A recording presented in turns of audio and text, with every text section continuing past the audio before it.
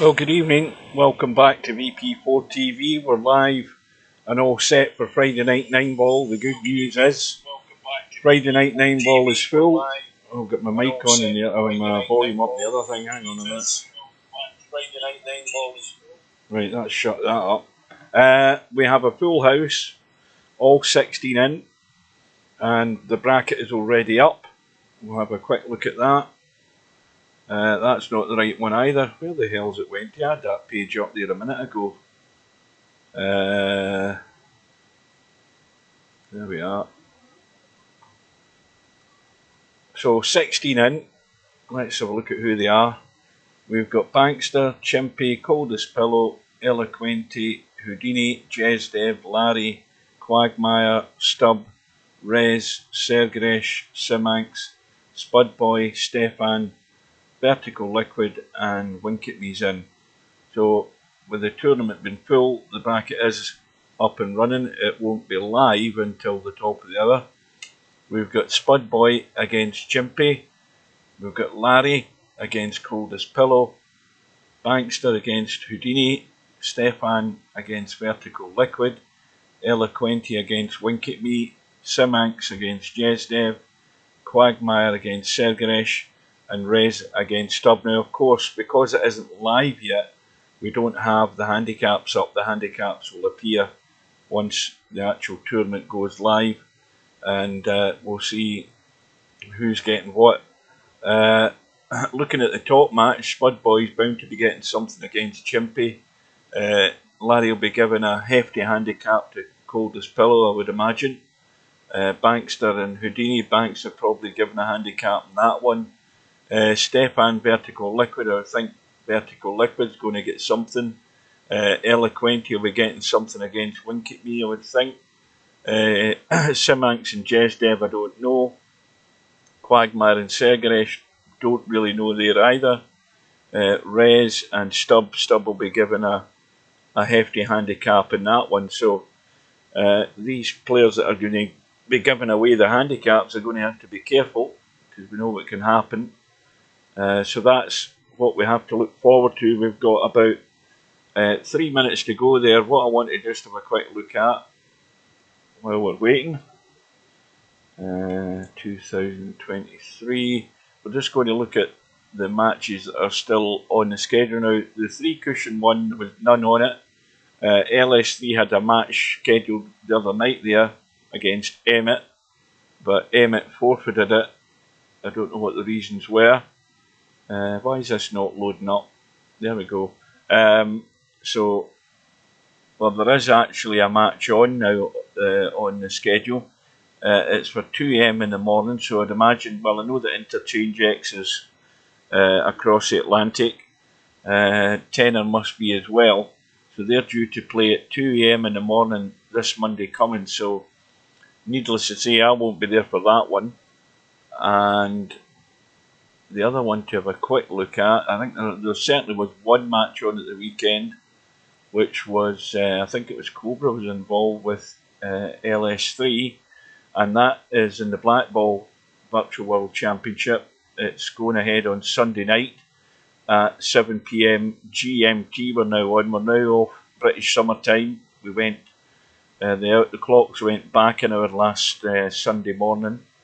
And so 7 PM GMT Sunday night, we'll have that match between Cobra and LS3. Now, is that a second round or a third round match? Let's have a look. It is a second round match. So that's everything for the time being that's on the schedule. So we're going to focus on Friday night 9-ball. Now, the match we're going to watch Spudboy and Chimpy, and see if Spudboy can make use of what he's going to get. Meanwhile, welcome to Cobra. Welcome to Slim.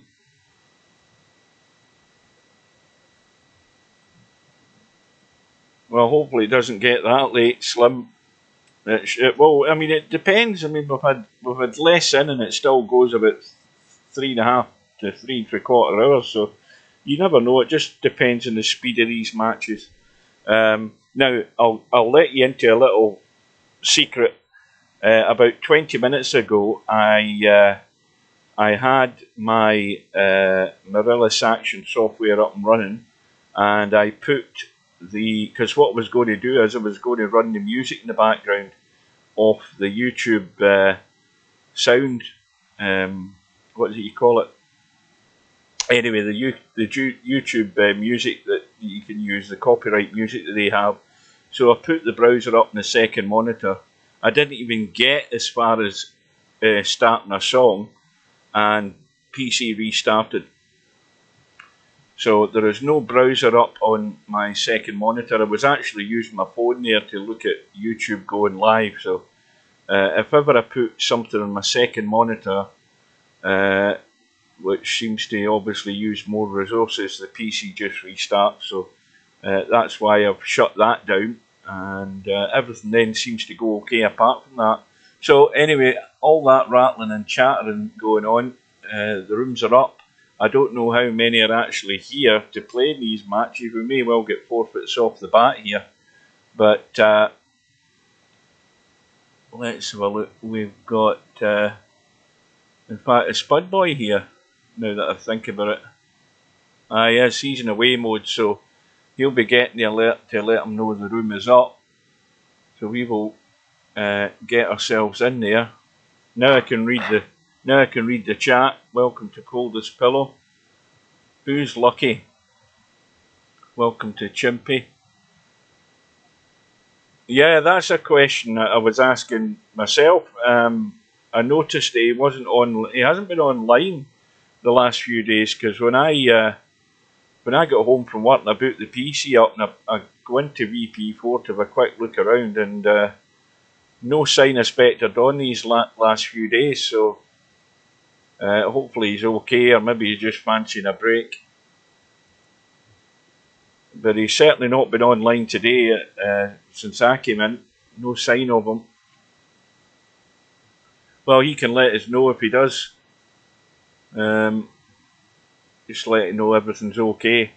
Right, so Chimpy is already in the room. This room is at least about a minute and a half old. Spud Boy has now arrived, and Spud Boy is nearest me on the lag here. So we have a race to 7. Needless to say, my 621 subscribers hasn't changed. It's still the same. And Spud Boy is getting 7 and out. Spud Boy breaks off. And he's had a ball in the break. And he's on the 1. He needs to slow up here. He's hit that too hard. And I don't think you can see that 2 ball either. Now he needs a lucky roll. I think he's just got it. Well, Chimpy may well try and jump that to cut it in, but it's close range, so it'll probably end up going off the table. Welcome to Simanx. Yeah, I mean the last two, one of the last 2 balls is always going to be the 9 ball. So you know, if it happened to be it was the 5 ball and the 9 ball that was still left on the table for some reason, then that's what it would be. Last 2.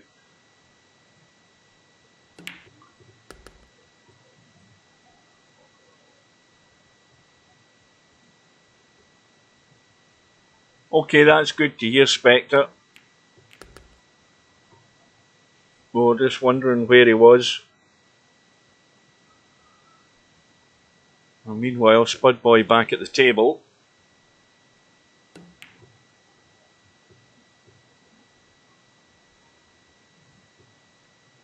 Oh, that should be his chance come and gone.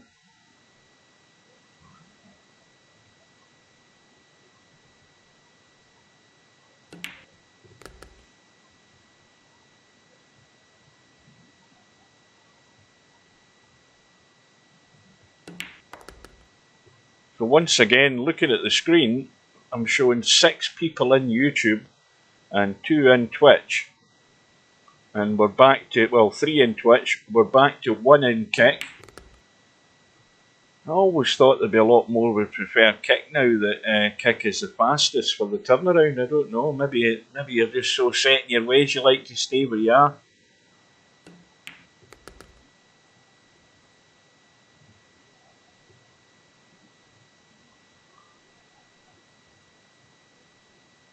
So Chimpy, given the chance, gets himself out.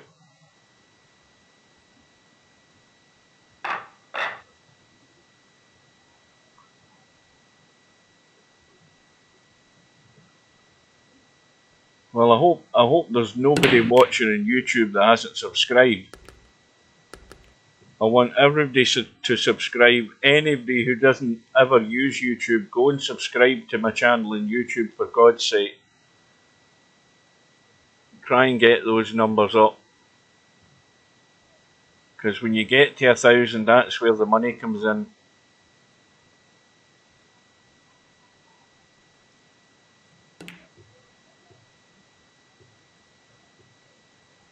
Well, Chimpy's missed the cut in the one, but he's got away with it.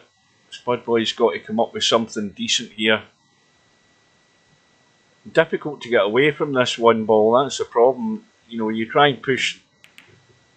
So that was always the problem. You know, there was always things getting in the way there, so it ended up in a pretty poor effort there by Spudboy. These sort of basic mistakes, and you know, you've got to try and work out something better than that, Spudboy.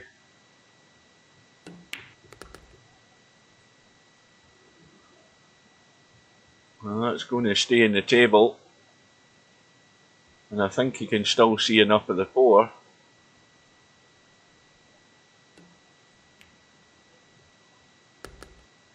Well, I suppose it's how the angle is in the 6 ball to get up for this 7, and then it's getting down onto the 8. It all looks easy, but it still has to be done. And this is getting dangerously straight, this cue ball. Well, there's an angle there, but he's going to have to punch this in to get the cue ball tracking. He's going to have to move it. And this is going to be just slightly awkward. You don't like these. Not a problem. So Spudboy's mistakes are duly being punished. You know, he's had a couple of chances, but the second effort there, that effort he had in the safety was not thought out at all. That's why he's 2-0 down.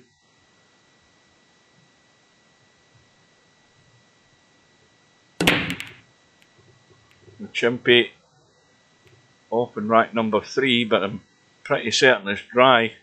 Now, Spudboy's got to be careful, because you've got a 2-9 combo sitting there that's not dead set. And you don't want to leave the cue ball. It's running loose, and that 4 ball's getting in the way. Well, I can see the edge of the 2, so I'll be banking it across the table. Well, he's just having a pot shot there and hoping he get lucky. Now, the only thing that might save him is the 4 ball, but where the 4 ball is, the chances are that Spudboy is going to be in trouble by the time the cue ball gets that 4 ball, because if Chimpy doesn't get good on it, he's more than likely going to nail Spudboy. At least that's what would be in my mind that came to it. Now, he's got a slight angle in this 3 ball to try and go over near the 4. And that's pretty good. That is pretty good. Now, he's going to run into the 8 ball. Don't know what will happen here with the contact though onto that 5. Whether he's trying to avoid it. Yeah, that's the problem. He was always going to take something in the 8 ball, and he's finished right on top of the 5. I think he's fine though. Yeah. You've got to go big, deep drawing back into the table.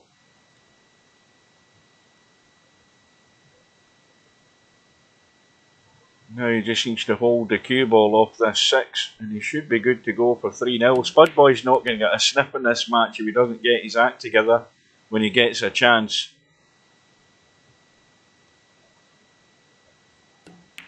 I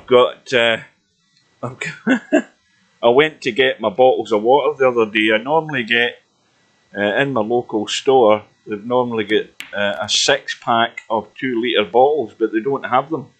So they had smaller bottles, which I don't like, but then they had larger bottles, 5-litre bottles of water, so I got 3 of them. So I'm about to take a drink out of my 5-litre bottle of water. I think that should cover me for one stream.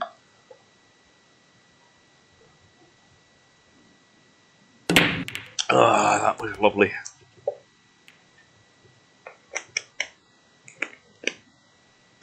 Well, welcome to semi-pro.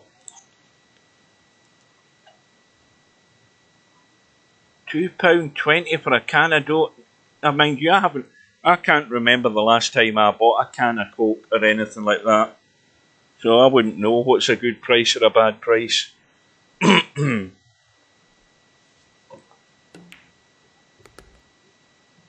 Well, Chimpy already 3-0 up in this match. He might be a bit straight on this 3. I don't know whether he's got enough to work with. I know he's got an angle. And it's about to be 4-0. I'm sure that these... that's the thing. If you buy a single 2-litre bottle of water... I'd need to go on Tesco's website, but I'm sure they're £1 odd for more than £1 for a single 2-litre bottle of water. The Tesco's own water that they sell. Not fizzy stuff. I don't like that carbonated water. I just like plain water. But I looked at these 5-litre bottles that they sell. They don't, for some reason, they don't sell it in my store, which is the biggest in Scotland, of course.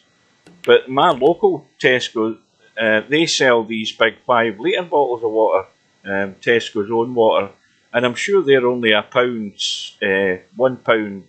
They're either $1.45 or $1.65. That's why I bought 3 of them. You're far better buying in bulk. It works out an awful lot cheaper. Well, there we go. As predicted, it's 4-0.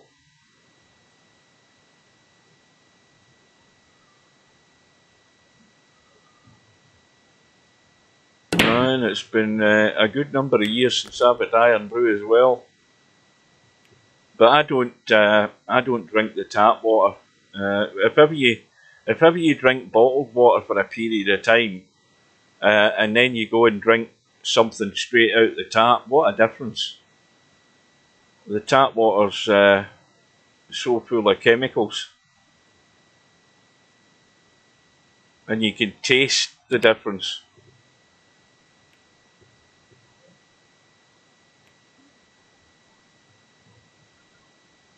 Well, Spudboy has a shot. Now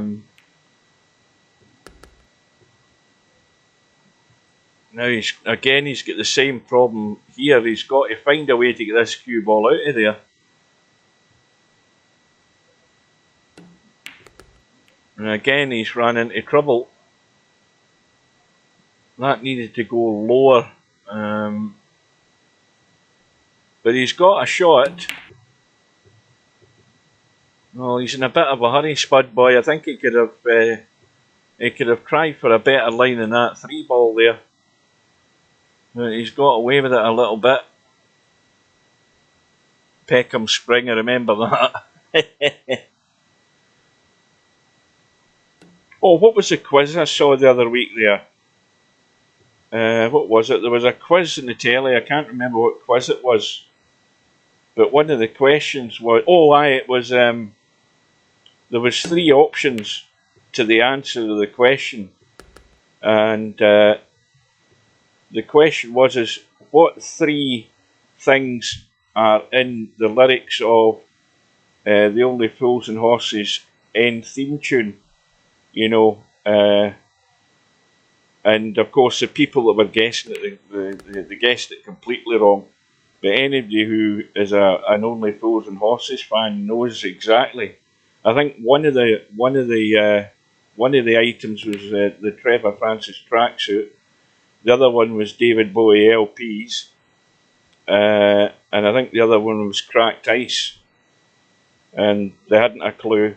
Whereas when you talk to some sad bugger like me, I know all the lyrics to the end credits of Only Fools and Horses. That's a sad things I know. I can bore people to death with the trivia that I know. Oh dear. And that was like the one quiz question I think I got right last week. I can't remember what quiz programme it was. I can't for the life of remember what it was.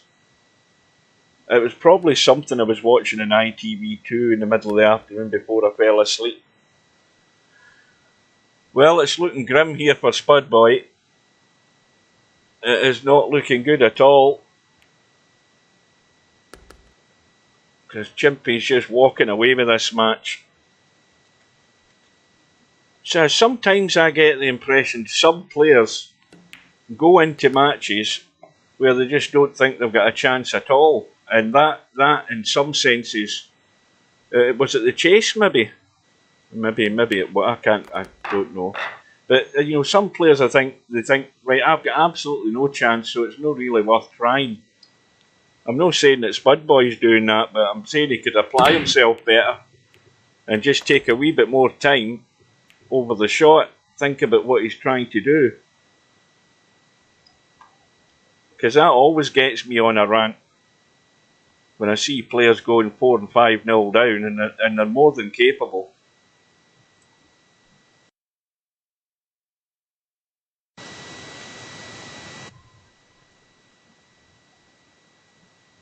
Chimpy has got trouble ahead with the 4-ball.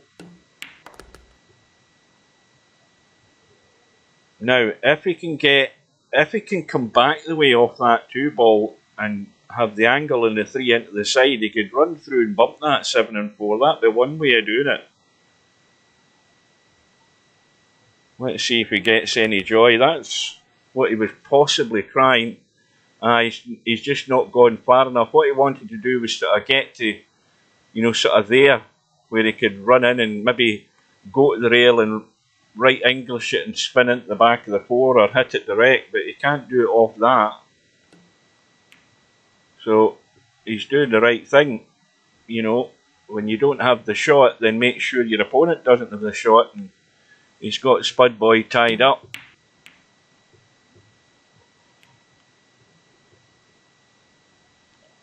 And Spud Boy gets a roll of the ball again. Now, if Chimpy plays this right, he could bump that 3. If he's got to hit it more or less full in the face, but he can bump it out the way. Well, he's hit it too hard.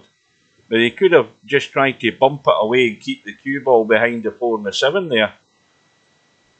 But I think that the whole idea was, in one sense of the word, taking a risk and trying to get everything into play. Knowing that, or was it Spud Boy that played that? Maybe it was Spud Boy that did it. I wasn't looking at the HUD. But certainly everything's in play now. And Chimpy's going to have to jump.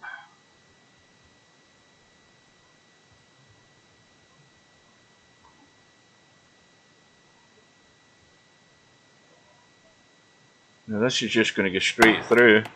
Yeah, he actually, that 3-ball was in line, but the cue ball jumped on top of it again.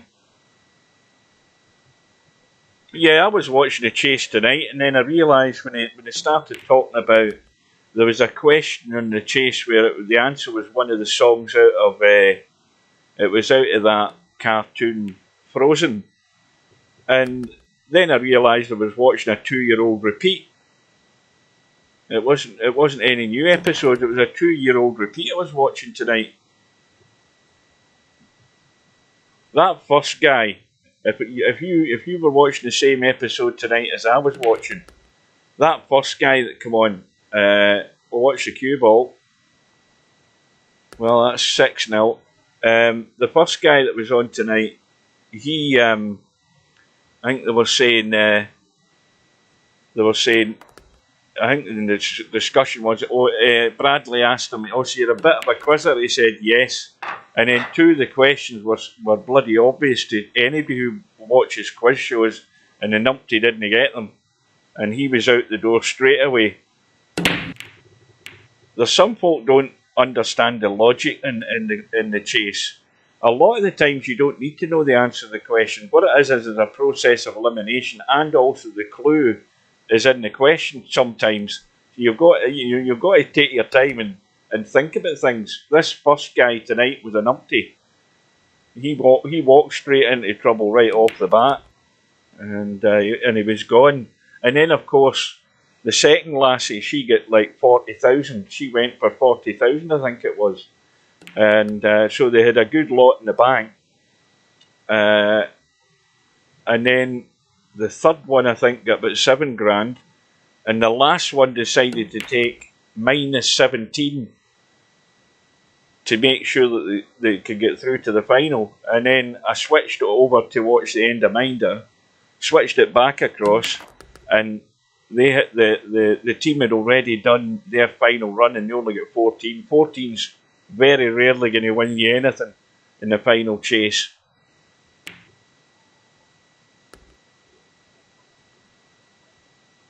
Well, they speed up the questions. They're supposed to speed up. Well, that's what he says. That's what Bradley says. The questions come quicker in the final. The problem is it doesn't seem so quick when they're asking the contestants and they're umming and ahhing and thinking and passing on questions. That's how it ends up looking slower. You know, the chaser will definitely seem faster because first of all they know a lot more, and most of the time they'll answer a question or they'll think about it. So it's maybe an optical delusion. Well, I don't know where Rez went to, but Spud has got a bye. In fact, Spud can't have a bye because that match has lasted like 22 minutes, so Rez has quit the match without letting the result go through. And Stubbs now into it and blow his head off. Well, he won't be here long because Chimpy's won this 7-0. Well, Spud boy, that was a complete and utter disaster. So anything is improvement. Right. So, I thought we might have been seeing a match there. Well, I got that wrong. Right, let's head in to see if we can jinx Larry. He's 6-4 up against Coldest Pillow.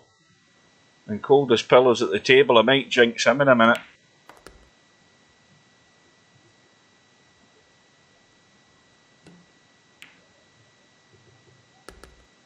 Well, the 8 ball goes in. Coldest Pillow's just one behind. Could go all the way.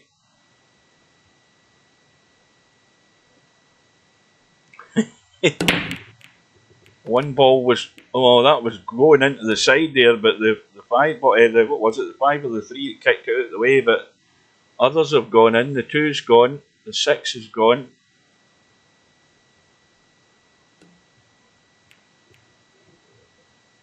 Well, that's too big a pocket. Coldest Pillow. Larry's going to get the 1 on off the 5, no problem. He's going to open things up here. Is Larry going to have a cut at it? I would think it's a huge pocket. It's got to go in. Yeah.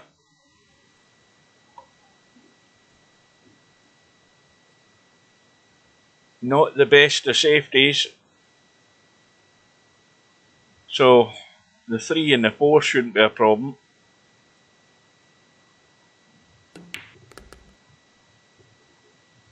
And Larry just wants to really, I mean, I don't think he wants to do anything theatrical here. He just wants to come out and play this 5 straight into this bottom left-hand corner, I would think. And that way he can just hold a line for the 7. See, he might have gone too far. Let's have a look. No, he's fine. He's perfectly okay.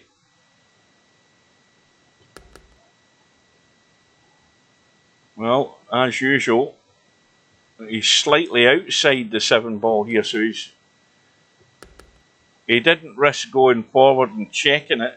Is he going to try and drop this into the side? I don't think so, no, he's cutting that up table.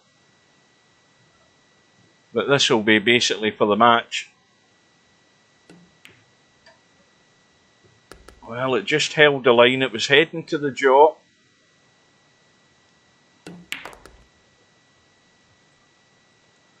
So Larry is through by 7 racks to 5. Coldest Pillow joins. What the hell's happened there? Now that was weird. Was that not weird? Suddenly I'm in Quagmire and Sergaresh's room. You all witnessed that one. And Quagmire just nailed himself to the 8 ball. Scratch match. That was totally weird.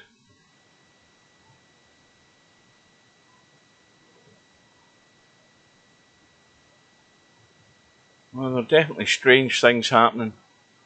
Let's have a look and see where we're going here. So we've got results in the top 2 matches.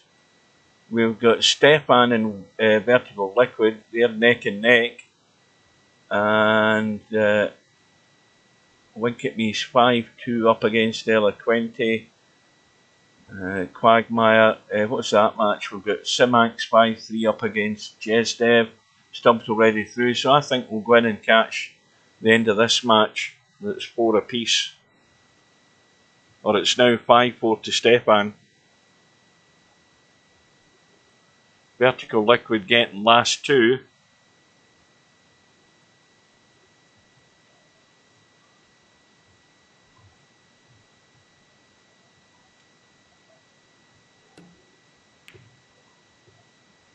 No, what I'm surprised about Stubb is he came into that other match we were in and he never said anything.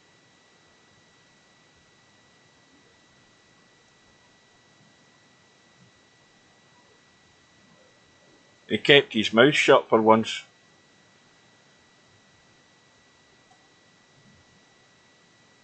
Well, I don't think that you can play that 2 ball into the top right hand corner there onto that 3 ball. Let's have a look. I think the problem is that 3 ball will catch a big chunk of the 9 and might not go in. Looking at that, you see the way it's sitting against the 9, I don't think that 3 ball will go in, but I could be wrong. Did he? I never noticed it. Oh, I must have missed that. Well, Vertical Liquid had loads of inside English in the cue ball, that's why it's came up straight off the rail. Well, I mean, he could try a billiard onto that 3 ball off the 2 rather than play the 2 into it, and he might get lucky and lock the cue ball away. But I'm just not convinced that the 3 will go.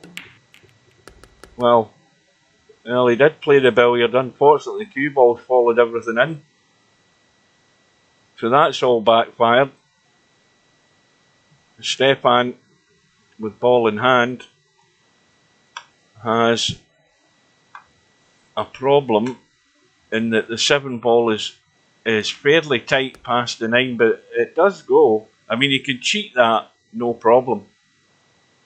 He's got to get the cue ball pretty much here if he can. Or like that. That should do it. But he doesn't want to be, he wants to cheat this pocket at the right pace. He's got to play it sort of dead weight. The problem is he'll not be great in the 8 ball. Yeah. So he needs a good pot. And got to let that cue ball probably come around the angles here. And that's well done. So Stefan will be breaking for the match.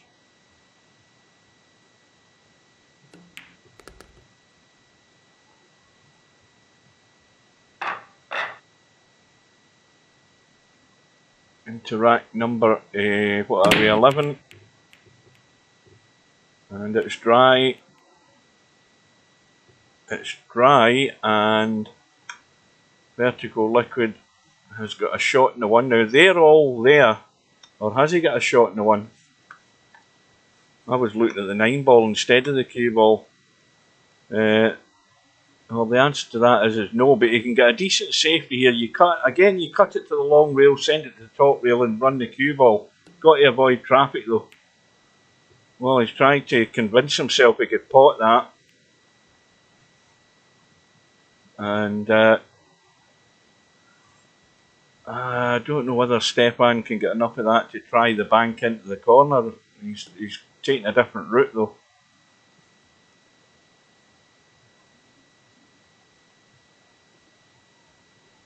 Well, you could jack up and try and stun that 1 ball and hold the cue ball behind the 6. Yeah, you've got to be pretty good to get that to work though.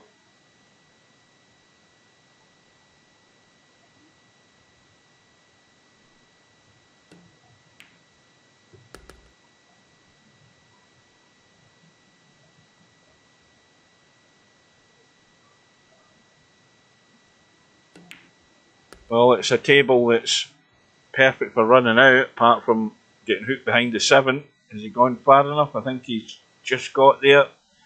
Now, he can go forward, check it a little, and come back the same direction. See, you get into it too much. You get into it too much. He just needed a wee feather. He put too much on it. And now it's a bit more testy than it could have been. And that's all went pear-shaped. So here you go, Vertical Liquid. You've got ball in hand. Everything's there. So it's all about potting them and getting the cue ball moving in the right direction.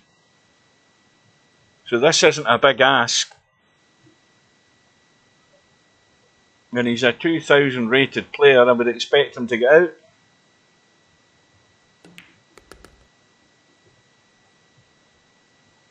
Well, this is the one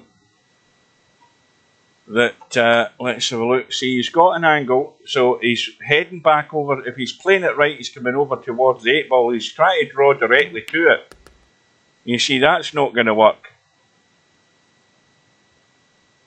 That's not going to work at that angle. What he should have done is stunned it in and come across. Now, the only danger was running into the 8 ball, but that was the path to get to the 6.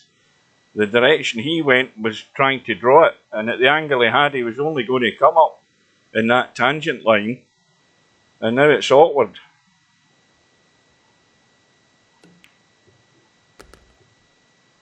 And then the cue ball starts running loose, but this will do. Now again, this is simple enough as long as you do the right thing. Now all you're doing is just letting this run through, but not too far, so you're just dinking this 7 ball in. And now he has to miss the 9 and just come back into the table. Anywhere past the side pockets is where he wants to be, so he's going down and anywhere up to this area. Oh, he's taking it the other direction. That'll work as well. In fact, what am I thinking about? There, I've forgotten the handicap again. Forgot he's getting last 2. Well, he's back within 1. Presumably that's Wink at Me won his match. It says 7-3, but I can't see who won.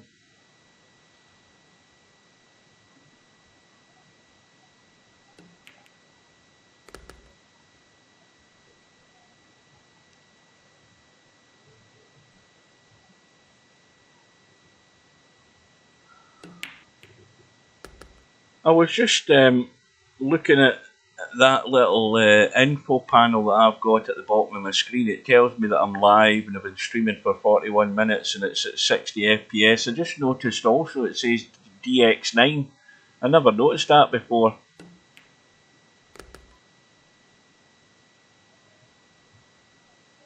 Yeah, I'm surprised. I mean, DX9 is bloody donkey's years old now, isn't it? It's DirectX 12 that I've got in a lot of games now.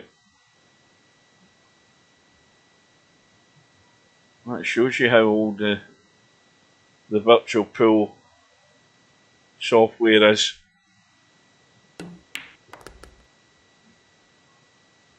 Well, vertical liquid. I remember this time he only needs the 7 and the 8 ball. And this is not a gimme. You don't want one of these. Now this is a 50-yard line. You can cut it in the side. You won't want to be taken into the corner because the scratch is definitely on. And thin cutness, I think you've got to just jack up a wee bit to make sure you come off this 8 ball and don't go near a pocket. So it doesn't need a lot of pace, it just needs potting. Well, he's putting the right English on this. That makes the pot that much more difficult to start with. Yeah, that's always going to happen. That was making a pot that was already tough, very difficult. And I don't know why he didn't just cut it into the side. You cut it into the side just a wee bit, half a tip below the equator, and sort of stun it in, and it'll take the scratch out of the shot. And that was his chance to take the match all the way, and he might well have just thrown it away there. And there we go. So Stefan is through, 7 racks to 5. We'll get to see that proper result in a second. Yeah, Wink at Me 173. So we've had a number of results through, so we need an update, and I need to refresh this thing to 30 seconds. What have we got now? We've got Champion Larry underway. Larry's 2-1 up. Bankster and Stefan about to start. Wink at Me's waiting on the winner of Simanx and Jesdev. They're at 6-5 at the moment. And Sergresh and Stubb are underway, and it's 2 apiece, so let's get into that match. And it's a scratch match. And Stubb at the table, about to go into the lead.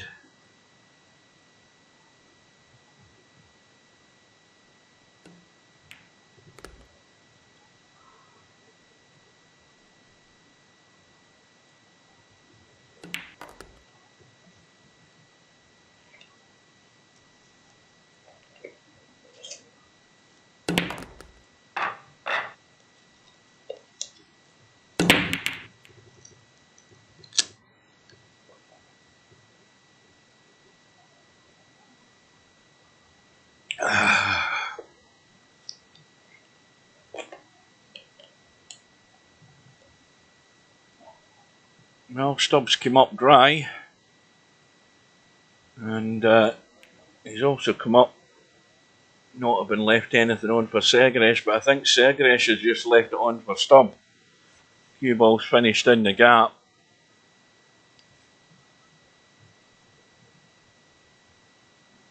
Two ball is right down in this rail, so easy enough to get there.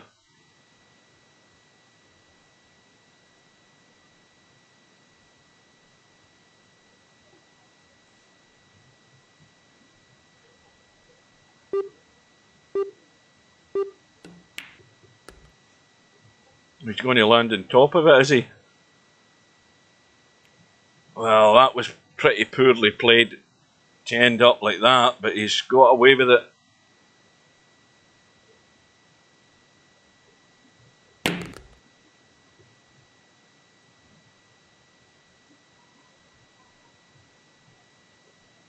Well, the 4 goes past the 8, so I wouldn't imagine he's going to try and just come out and cut the 4 in. No, he's trying to do acrobatics. That's just asking for trouble. That is such a numpty shot for somebody like Stubb to be playing. You know, he's taking liberties here doing something like that. And again, he's getting away with it.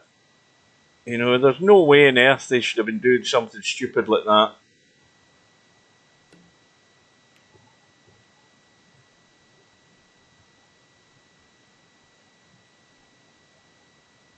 They should get punished for that in the long run. And he's blasting at things and fluking balls. And now he's hooked.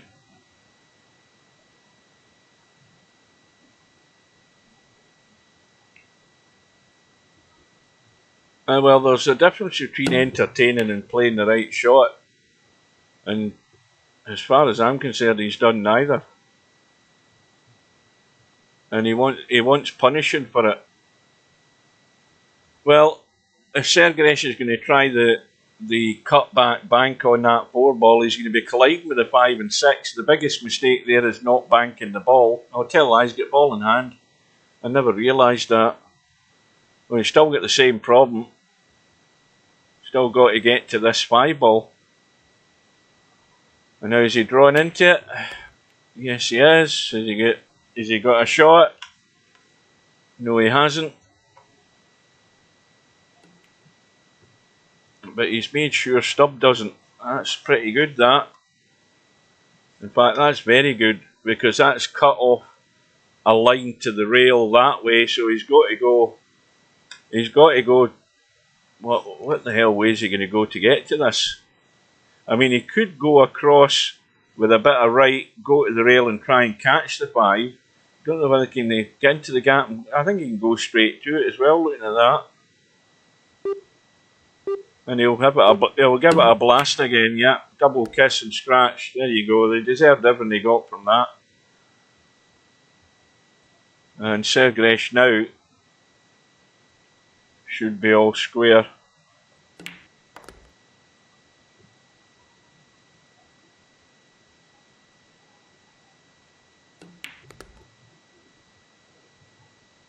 I'm out already. What happened there? Did I miss a result?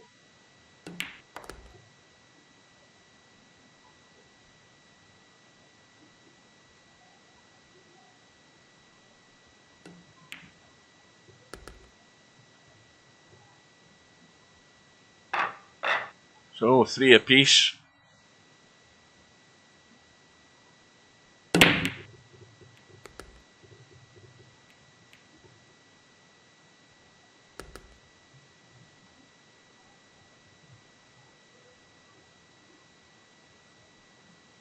Oh, Spud Boy got through it. Well, when you say Spud Boy played well, let's face it, he couldn't have played any worse than he played in the first match. So anything was an improvement. And he knows that.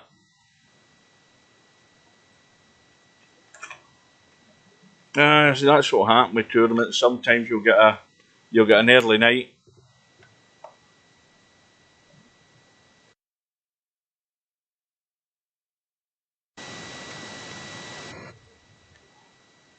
Meanwhile, Stubb back at the table.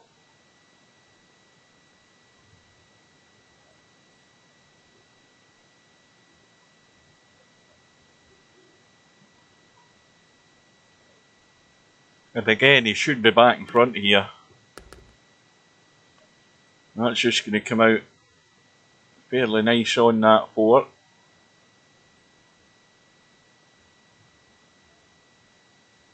He can go behind the 8 ball. He could stun across. I don't know whether he... Yeah, he's letting it run.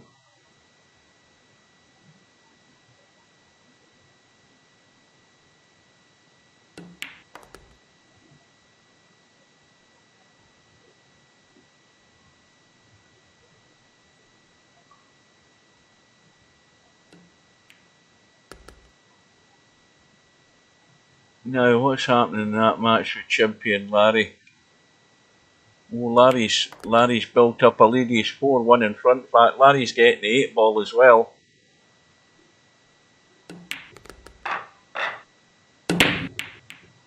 So Stubb back into the lead. And that might be dry as well, was it? I didn't think I heard anything go in. Yep, dry again. And this time, Sergaresh is actually just the wrong side of it. He can maybe try and pinch a bit to stun it. Yeah, well, he could have maybe tried to stun that a bit harder, but the danger would maybe be finishing behind the 6 ball. Well, he's got a shot in the 3, but he's going to be running loose.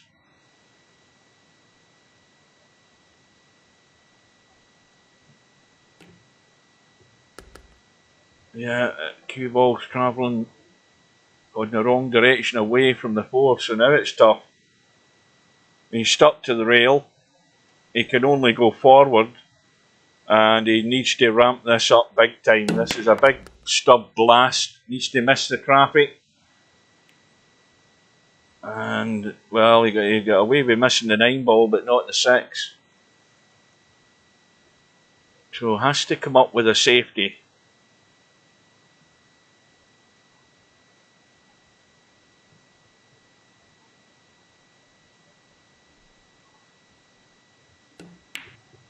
Or a bank like that, that's perfect. The cue ball's running away again though. Sooner or later you're going to run out of shots. Can't cut the 6 this way. And he can certainly cut it this way, but again it's horrible, it's not easy. Yeah, that was just, whoa, wait a minute. Oh, well, this is tough. Look where he's landed, stub right on top of the 7 ball.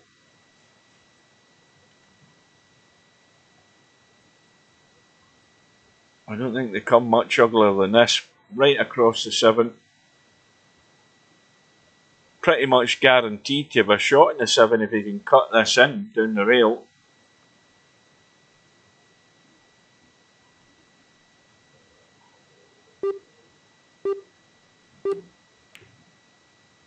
Yeah, that was not easy. But he'll probably settle for the outcome though. I mean, he's left this 6 ball wire to the rail, I think. Not quite. Oh, and that's poor. That's a big boo-boo. Big mistake there from Sergeresh. He sat the 6 over the pocket.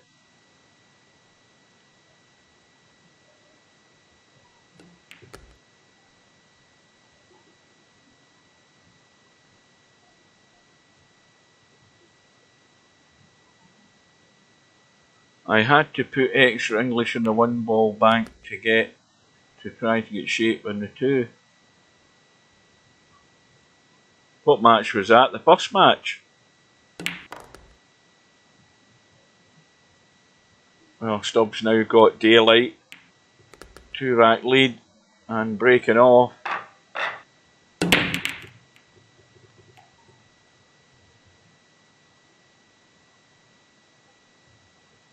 Well, Stubbs' break isn't working. That's another dry one. And again, Sergeresh comes to the table with all the balls available. Now, this 3 ball, I think you just dink this 2 in so that you can see the 3. You see, he's already gone too far. Now, all he had to do was go through a couple inches to see the 3, pot it and go forward and down for the 4. This isn't quite as simple, but he's managed to accomplish it.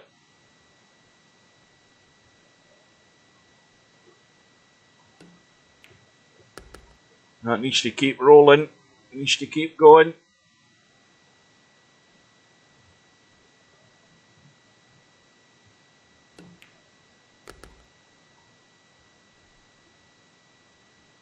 Now that was just a wee bit sort of tentative on that shot there. He's got the cut. You see, now he's completely out of shape.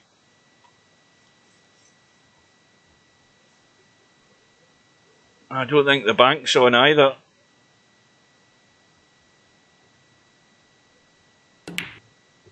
No, I don't. I think there was not much room to get past that. Now that you ask the question, where is he from? No, Belarus. That was a Russian country at one time, was it not?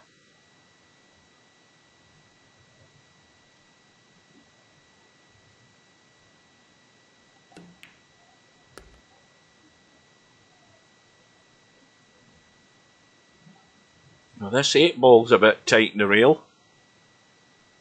He needs to hit this sweet. And that cue ball's going to finish pretty good on the 9.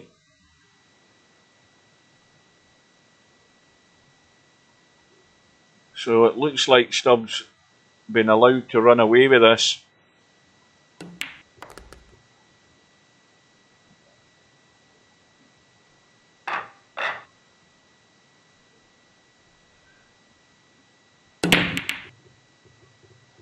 Well, this time the 7 ball has gone in. And he's got no great shot in the 1.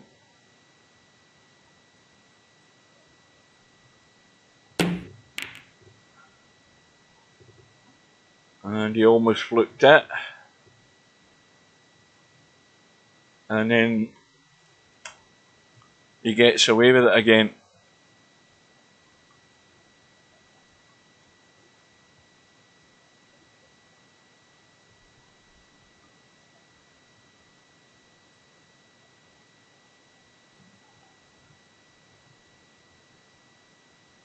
Well, when you're describing this Ukrainian dentist, Spud Boy, I presume it was a female.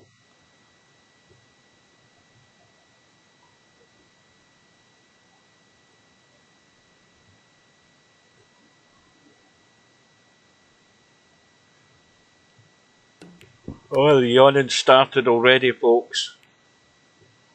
It is that time, isn't it? No, it's actually early tonight.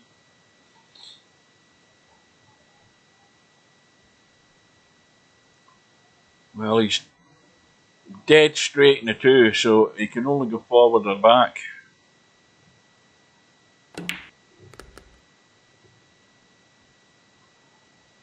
But he's got a nice angle in the 3 now. The only danger is the 8 ball.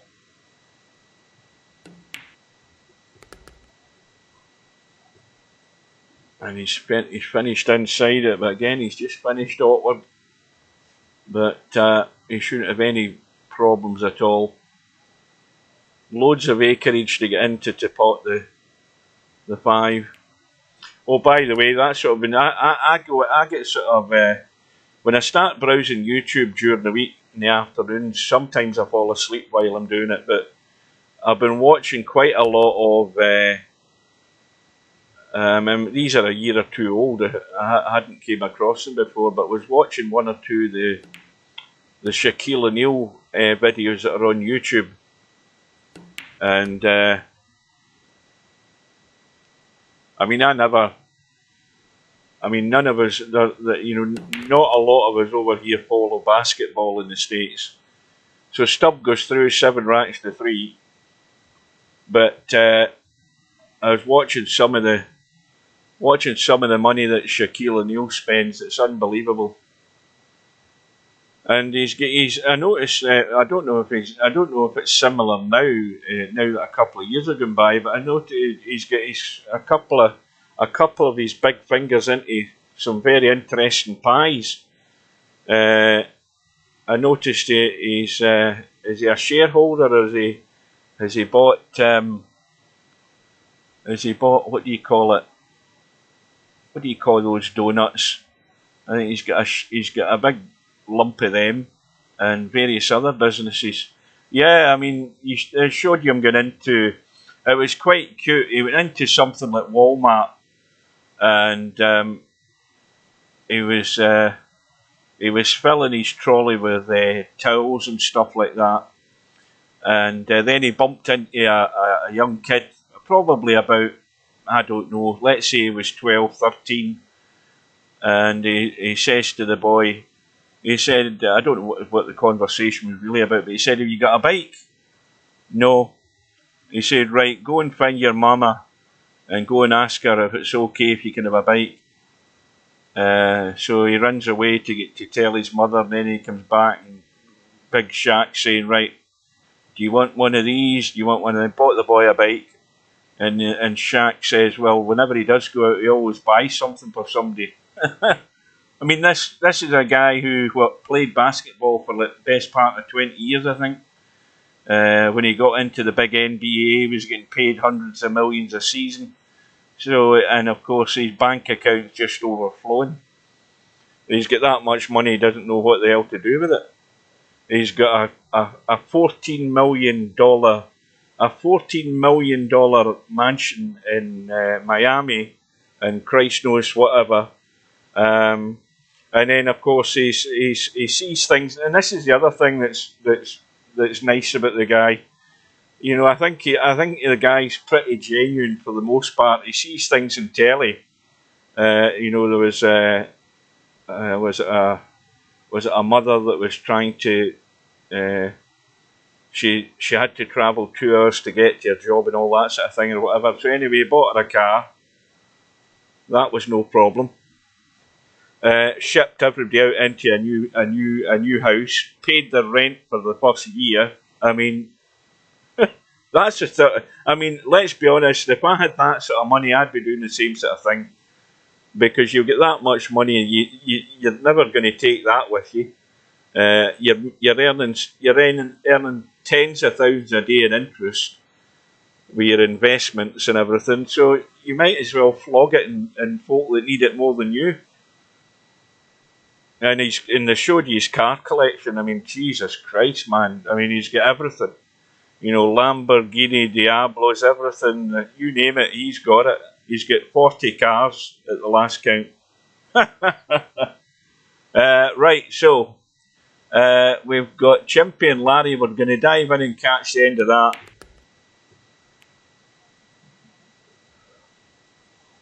Aye. A $14 million mansion. So, Larry's getting the 8 ball. He's 5-4 up. And if he can get decent on this 4 ball,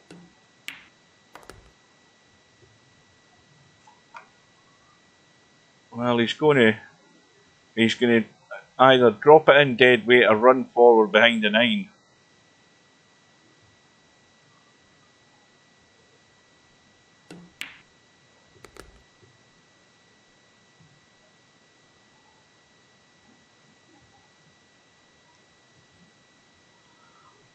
I saw a clip as well where he was he'd actually, I think it was Walmart he was in, and they actually rejected his credit card.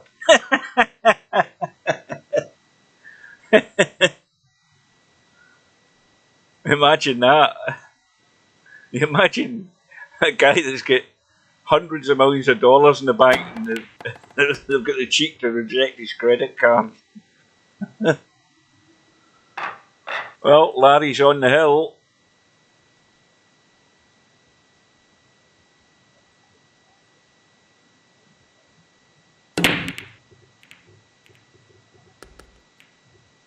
Yeah, I'd love to have that kind of money.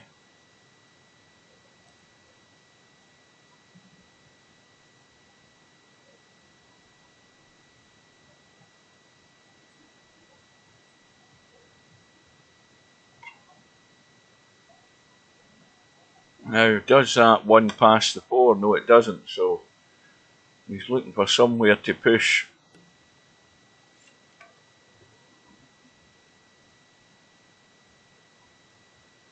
Well, I think this is not a bad push from the point of view that it's not really one that you can expect to push forward. You've got to push this on a line that's too close to the 4 ball. So he's went straight for the combo. How's his luck? Well, it could have worked better.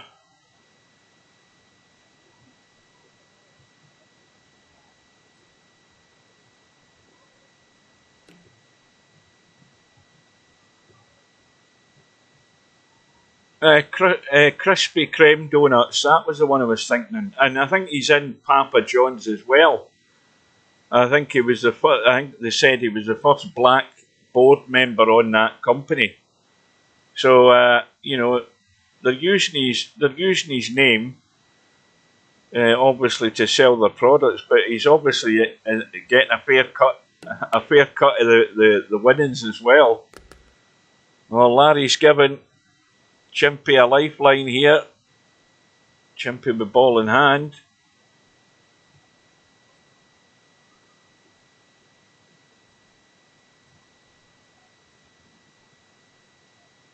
Well, loads of results coming through, but it looks like, I presume Wink at Me's won 7-2 against Simax. Jesdev with a 4-3 win against Eloquente, and Vertical Liquid has sent Houdini home 4 racks to 0. So loads of results gone through.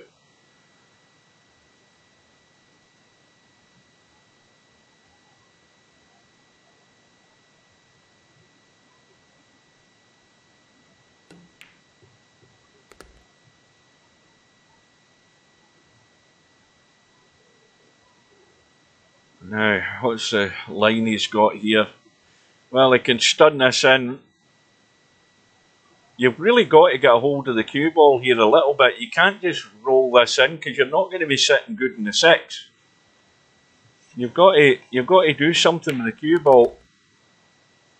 And the idea was right, but he didn't want to run into the 6. He needed to get into the cue ball a bit more.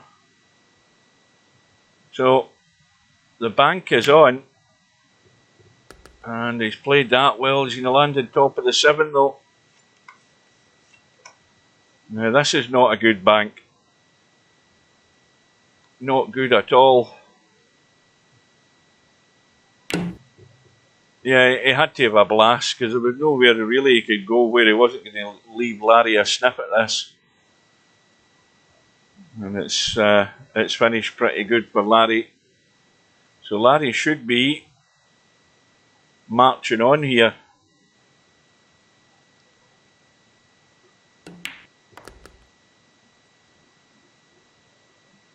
I presume that's, because I can't see the full name, but I presume that's Preacher. Good evening or good afternoon, wherever you are. I am wrong. What am I wrong about? What did I get wrong? I can get anything wrong at this time of night, remember.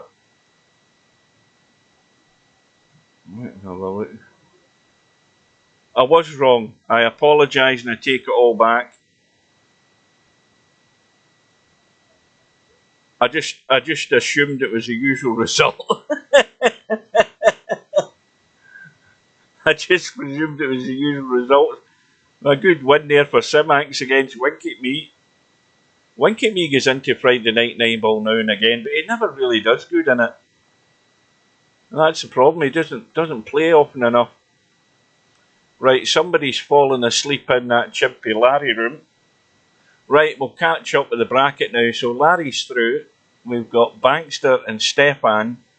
Bankster's 6-3 up, so he's looking good. And we have Simax already through to play Stubb. And Simax is getting 7 and out. This is where Simax will just fold like a cheap suit against Stubb after a good result again. Watch this. This is what will happen. He'll fold like a cheap suit against Stubb, as a lot of players do. And they give in to him. Right, one loss side though. Let's have a look. Well, Chimpy's now playing Quagmire. That's just about to start. And we have Jezdev already through there. He's waiting on a loser coming across.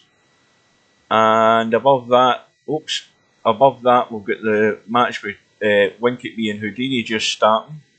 And then above that we've got, oh dear, it's not good for Spudboy. Sergaresh is 3-0 up. Spudboy might be getting an early bath. Right, so what we'll do is we'll head in and catch the rest of this match if I can get into the room.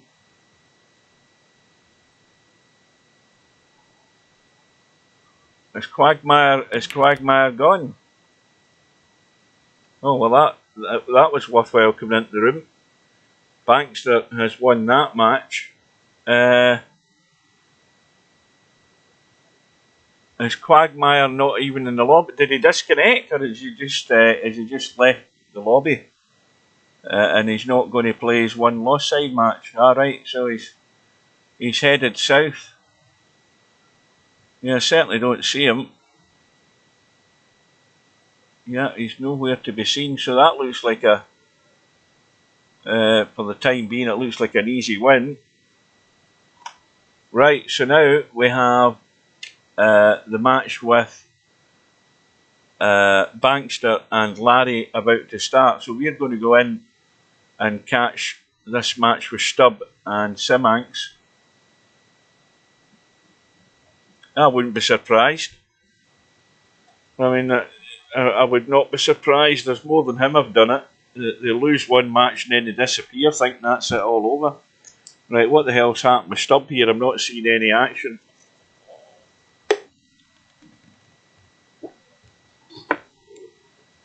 Right, I'm going to be out for a minute. I'm nipping down to turn the heating off because it's getting too warm. And I'll be back in a sec.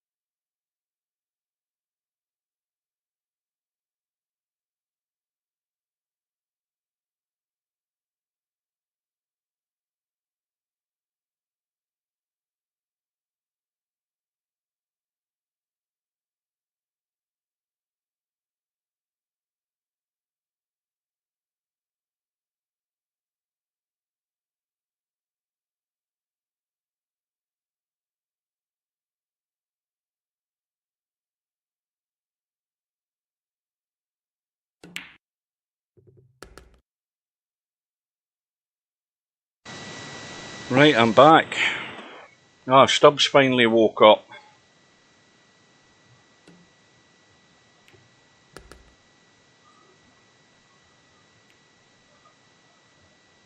Well, again, he's doing his best to try and make things as awkward as he can for himself. This is just a little dink and a stun down. As long as you get the line, that is.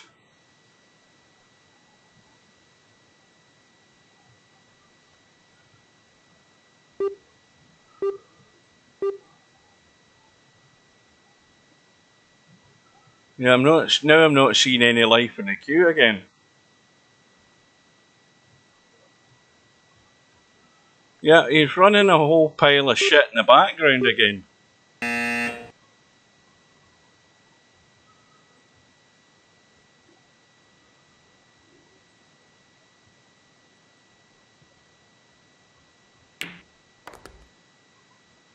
Well, that could have so landed on top. It's actually finished perfect. Now the queue's disappeared.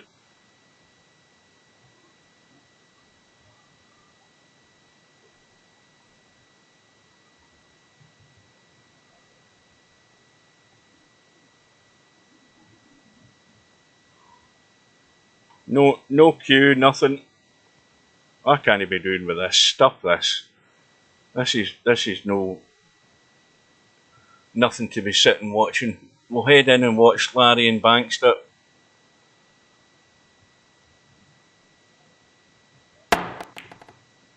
Oh, this looks good. Is it going to hold the line? Just. Yeah, he's in the States. He's West Coast. East Coast. Or Eastern side. I can't remember. I found out what town he was in. I can't remember where it was again. I tracked him down.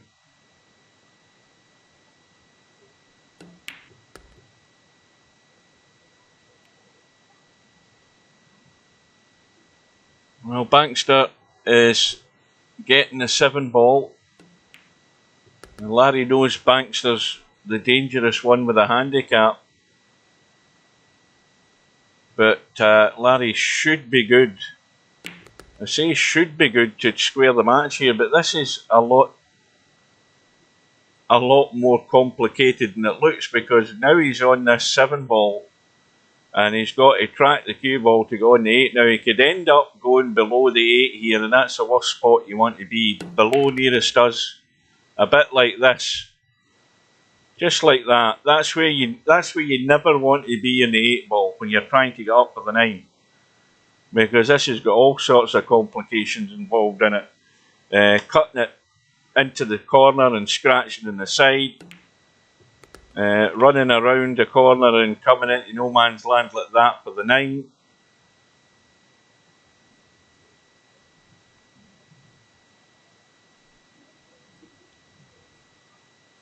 Yeah, there's no way I'm going to sit in that room with all that messing about with Stubb and that carry on. No point in sitting there waiting to see anything. We're guaranteed we'll see something in this room. Well, Larry gets out in the end, doing it the hard way as usual. Where's the cue ball going? I think he's okay.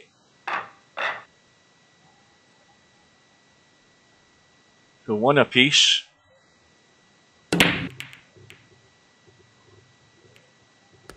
Two ball gets kicked in off the one. And now does that one pass the three? Yes, it does. You get a bust through there.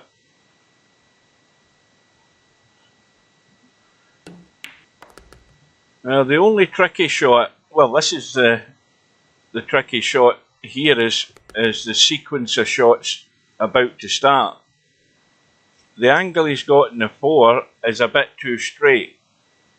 So now he's got a choice. He can try and get back into the table for the five into the same pocket, or come out and try and drop it into the side and to make it easier to get to the six. It's tricky here how to get to this six ball. So he's trying to get up top of this five. I think he's overhit it. He's going to be hooked. Too much juice there, Larry. Well, now he's got to hope that the forward momentum in this cue ball, if he does pot the five with the jump shot, I don't think he'll have enough legs in the cue ball. And that's the problem. See, that you can't generate enough pace. He might, let's have a look. There's no way he's cutting that. This is a little dink. Well, he's now billiarded the 8 in, which wasn't really planned. He was hoping to duck behind the 9 there.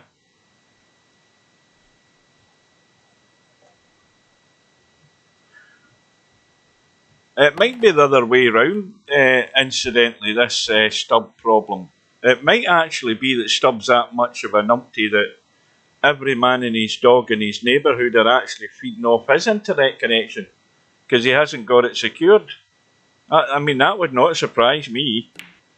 I mean, you could have probably 16 Filipinos and 12 Mexicans all running off his router, for all you know, and another half a dozen Polish immigrants.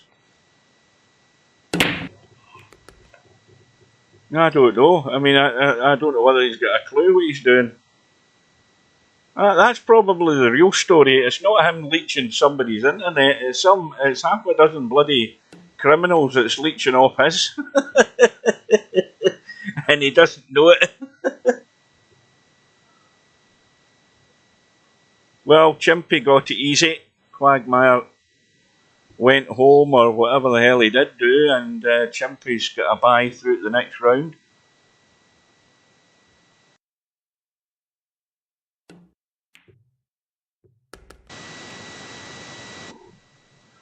Meanwhile, Bankster with a 2-1 lead. Larry at the table.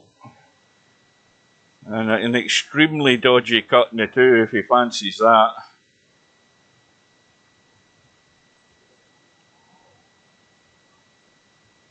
The problem is getting the cue ball out there clean. Has he left enough of that 2 showing? I think he has.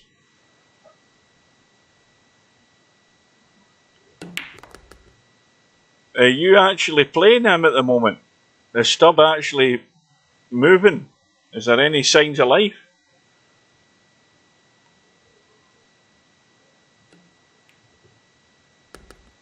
When he starts with that crap, I mean, I'm hoping he doesn't get to the final because you don't want to be sitting here for an hour and a half waiting on a race to 9 finishing at midnight.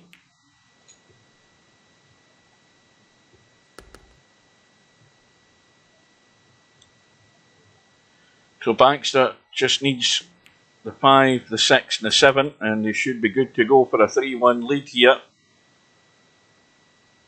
Larry already finding himself having to perform. Oh dear, commentator's curse. I gave that to Bankster and he's blown it in the 6. Just a straightforward roll in and he's rolled it to the knuckle, and at that pace it ain't going in. caught too much of it, and Larry's been reprieved. Oh, I'll tell you, Baxter might live to regret that. Good evening to Potman.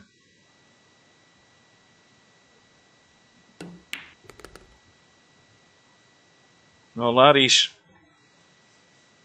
left it awkward again, just a wee testy one.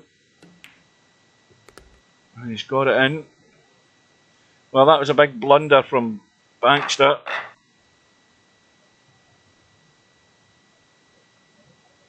Here's a question for you, Potman.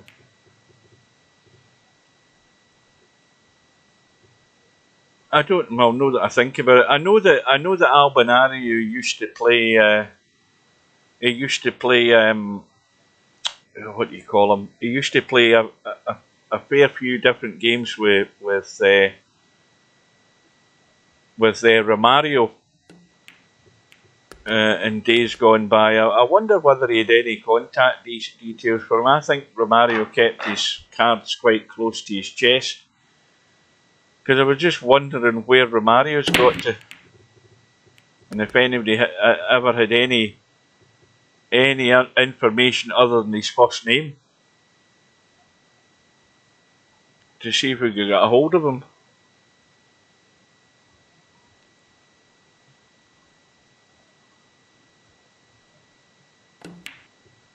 I mean, they used to play all sorts of different games at one time, I remember.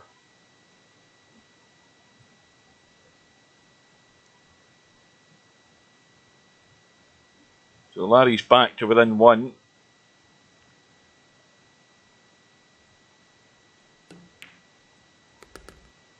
Well, now he's slightly the wrong side in this 2-ball, and he's going to go forward and maybe inside the 3. Is he? Or is he going to try and come up and bump the 6?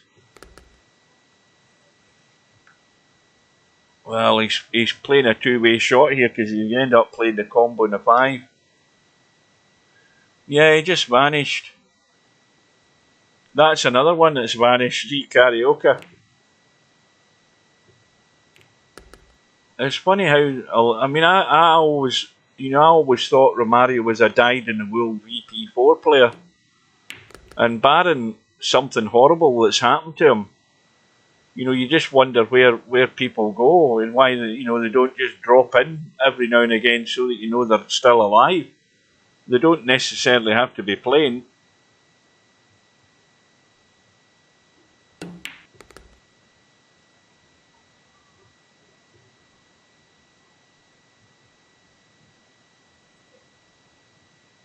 I mean, I'm sure if I trawl through my contacts, I could. I've got old email addresses when I was doing the tournaments in VP3. I've got them all in my Hotmail account.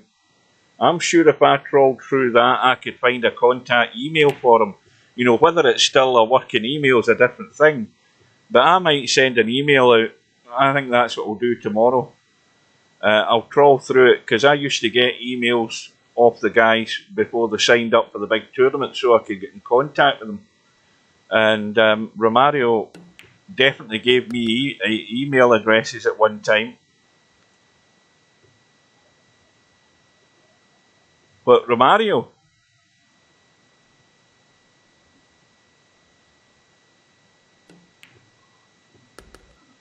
well, I remember the days when Chippy wasn't around VP4 for a while, and there was a woman involved with that. I know that. So either Chimpy's been dumped, or he's been given permission to come back to VP4. But that's what I'm saying, Potman. It doesn't stop anybody just dropping in, so people know that they're alive. No, you didn't play because of a woman. That tells you he's under the thumb. Was that a push out? It was.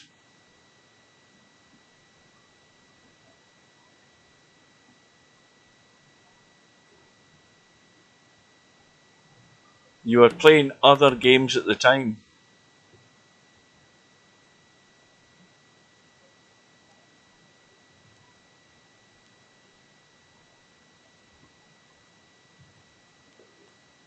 Well, I mean, I haven't. I go through periods of time where I haven't played Euro Truck for a good 2 or 3 months now because, and the reason for it is they brought the new map DLC out, which I haven't bought yet, and then a lot of the map combos have to change because the new map DLC affects a lot of the map mods that are out there. So it's sort of another transition period for Euro Truck. And I'll tell you, Alaskan Truck Driver, I have given up on that right now, and I'll tell you why. I had another profile created. I got my controller working again. I know how that works now. You've got to disable all the Steam functionality in the controller thing in Steam, and then it works. Or at least you can drive the truck. It doesn't drive beautiful. It drives a lot better with a wheel, but the reason I've given up on Alaskan Truck Driver is because I've had a perfectly good profile. No, VP4 was 2012.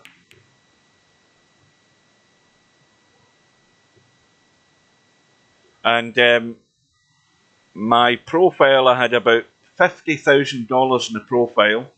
I was in the middle of a trip back from Prudhoe Bay down south. I was due to get $17,000, and then at that time I had went from autumn into winter, so there was snow on the road. And as I was heading south, there's a couple of problems I've found with the truck driving in winter mode in that game. The first one is that when you're driving in snow and you've got the snow chains on, you can be driving along perfectly fine, and suddenly the truck just flips to the left and you go off-road, and you could be going at 40 miles an hour at the time, and you're driving along perfectly okay. Suddenly the truck just takes a turn left, and you're into the grass, and you've jackknifed off the road. That happened to me twice, so I had to pay $1,000 for the tow truck to put me back on the road.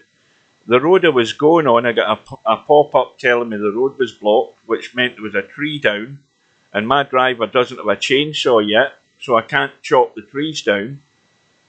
The Alaskan Truck Driver game, yeah. And then the other thing is, I decided to take a different route the other afternoon. And as I was driving on the other route, the truck that I've got is still the basic truck. I still can't upgrade my truck or buy a new one, but the truck that you have it isn't good enough to drive in the snow, even with the snow chains on. As soon as I got to a gradient, it was stalling in the hill. You're sliding back down, you can't get up the bloody hill.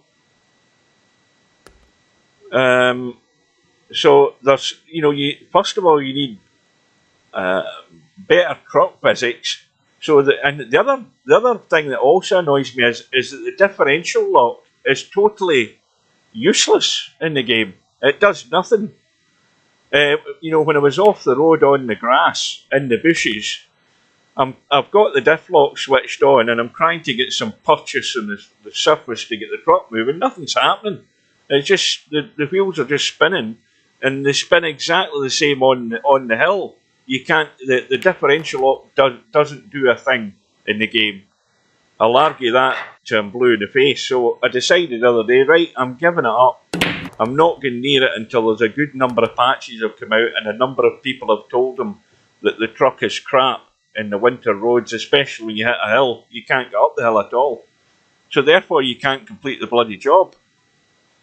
So my truck at the moment is abandoned somewhere between Prudhoe Bay and the next city, off the road, because I can't get back on the road, and I'm not paying $1,000 each time just to pull the truck back onto the road. No point in doing the bloody delivery then. My $17,000. And the other thing that's also annoying is, I drove past a junction, and a car pulls out and hits me, and it hits the trailer, right at the back of the trailer. So I've gone past the junction, but the AI driver drove out the junction and hit my back end. What happens? I get a fine for it. And if AI hit you and you don't hit them, you don't drive into them. If they hit you for any reason whatsoever, it's you that gets fined.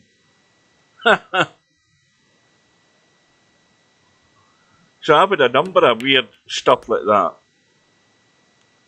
And the AI drivers seem to want to drive at 30 miles an hour everywhere, even when the speed limit's at 55. And now they've adjusted the truck, by the way, with the updates, and the truck won't go past 51 miles an hour, even going down a hill. So the truck isn't even good enough to do the speed limit. They've actually tweaked the truck power and reduced it even further. And now, when you're in winter in the game, then you find the game's totally impossible. So it needs far too much work on it in the present condition for you to actually have any success in the winter time on the game. I'm actually not even in winter yet when I think about it. I'm actually just at the tail end of fall, but we've got a foot of snow on the road. So it's bloody impossible to drive. You can drive in a straight line for maybe 500 yards, and just when you don't think about it, the next thing you know, the truck just flips to the left and you're off the road. You do that and you see what happens. If it hasn't already happened to you, but it's happened to me about 3 or 4 times, and you're not even doing anything with the steering at the time. The truck just decides, I want to leave the road, and off it goes. Anyway, where have we got to this match? That's my rant over for Alaskan truck drivers, or road truckers I should say. Bankster with a 5-3 lead, so Larry's chasing his tail here. And Larry, with a little Larry Massey shot that he's perfected, digs himself out a hole there on the 1 ball. Now, can he push that 2 past the 7? No, he can't. But he can try and use the 8 and the 4 here if he wants. But I think he's in danger of running into the 4 if he thins this soft enough, this 2 ball. I think that's why he's looking at the line.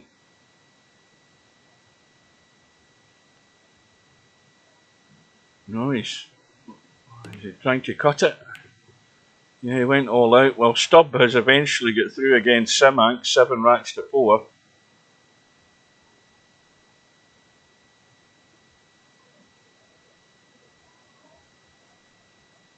And Bankster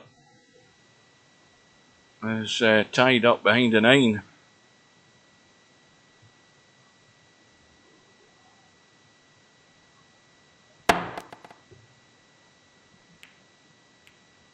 Well, he got the jump, but didn't hold the line, missed the 2, sunk the 3.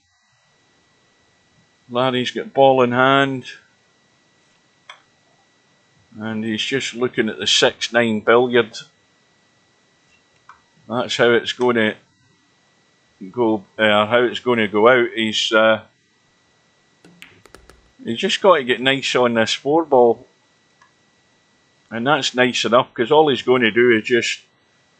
He can hold off the 4, leave the 5 fairly straight, and maybe even stop the cue ball where the 5 is and just play the billiard off the 6 onto the 9. He's got to be wary of the double kiss though, that's the problem.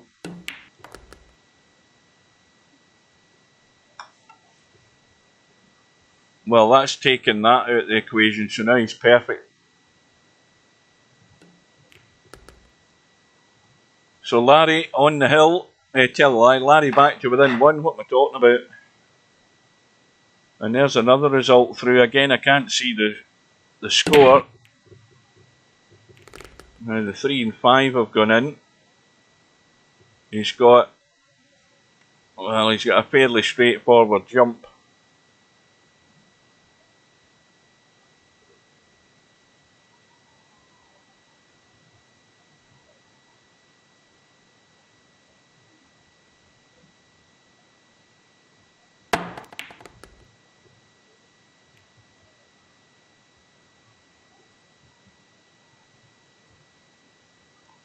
Well, there's a bit of travelling to do with the cue ball. Got to get from the 4 to the 6. Oh dear. Well, Larry's caught the bug as well. He's hung the two over the pocket, and Baxter has been given another chance here. And he needs the 4, the 6 and that 7 ball to be one away.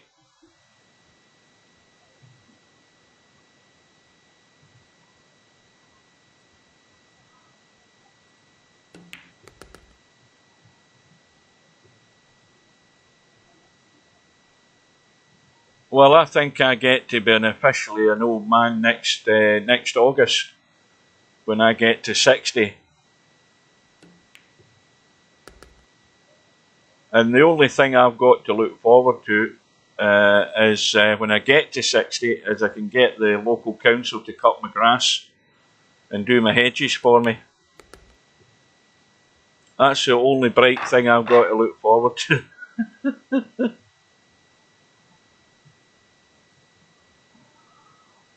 Well, we could all do with one of them.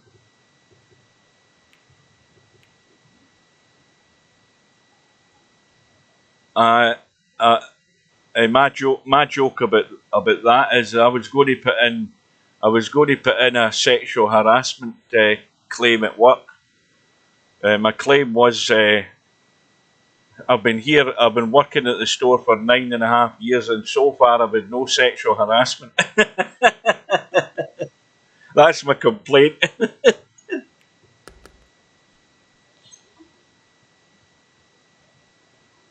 Well, this is no man's land.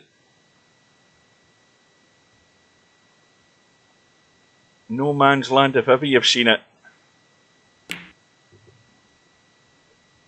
And is this going to roll up over the side? Not quite.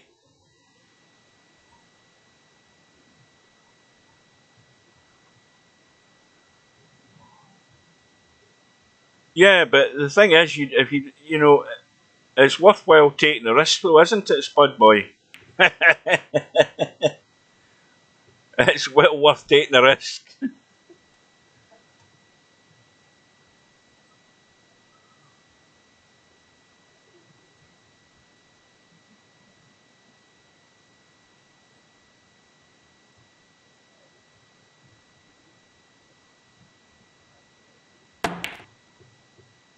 Well, Bankster, I don't know whether he was really within good range there to attempt the jump, but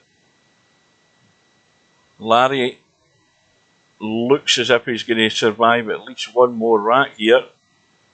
Could be going all the way, you never know.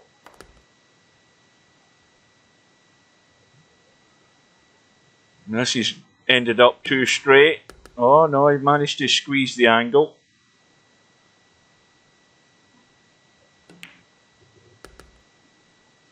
So once again, I'm going to do this until I'm blue in the face and until I see that number changing up top.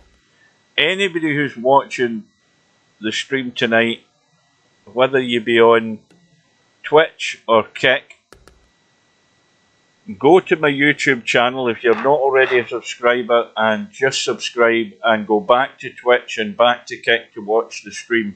You don't need to stay and watch it on YouTube just because you subscribe to YouTube. What I'm trying to do is get that 621 number to start moving again. I need it to get up and closer to the 1,000. So every little helps.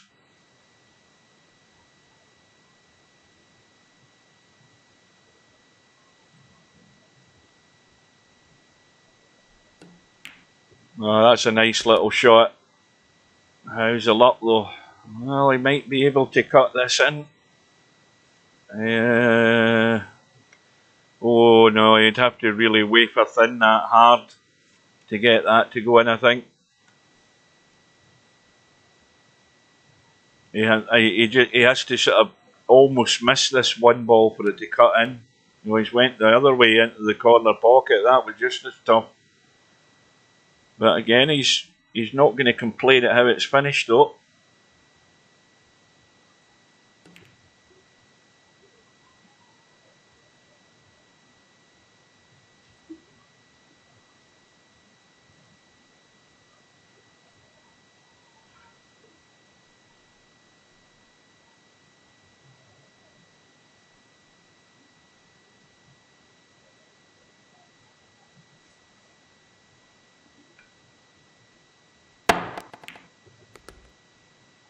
That cue ball needs to stop or bump, one of the two.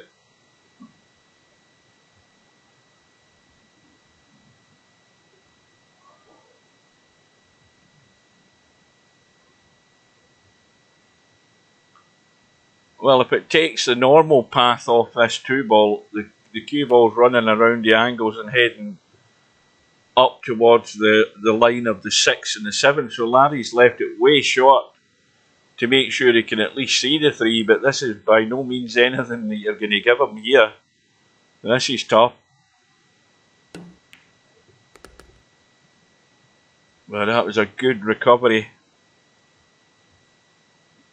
I'm cruising the VFW for Windows in bad... What the hell is that you're talking about? I haven't a clue what you're talking about, Slim. I'm cruising the VFW for Windows in bad health. Right, somebody explain that to me in English, because I haven't a clue what that means.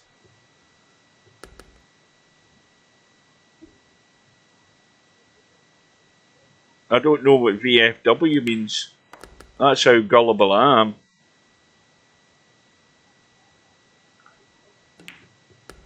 I'm cruising the VFW for Windows in bad health.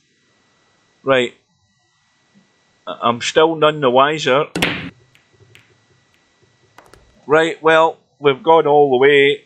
Final rack decider. Larry breaking off. The 8-ball is gone. He's sitting perfect in the 1. And they're all there.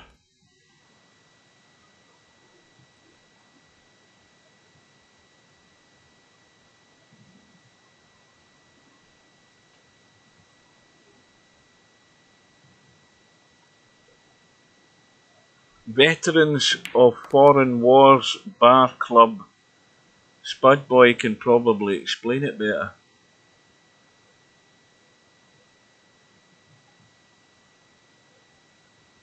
Veterans for Foreign Wars Bar Club.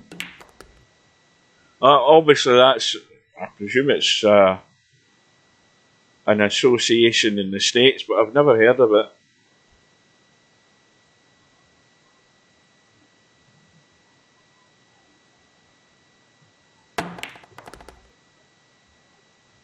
Well, you see how low that jump cue was there from Larry, because he had to get it flying low to get distance. Played it perfect. Didn't come out great though, but if he gets this 5, he's got to be home and dry. But if he doesn't get it, it should go the other way.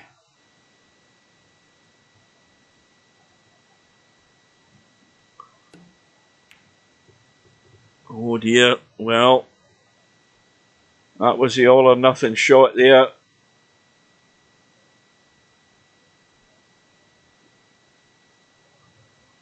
Well, this cue ball has got to be on the 6-ball. There's no way it can't be.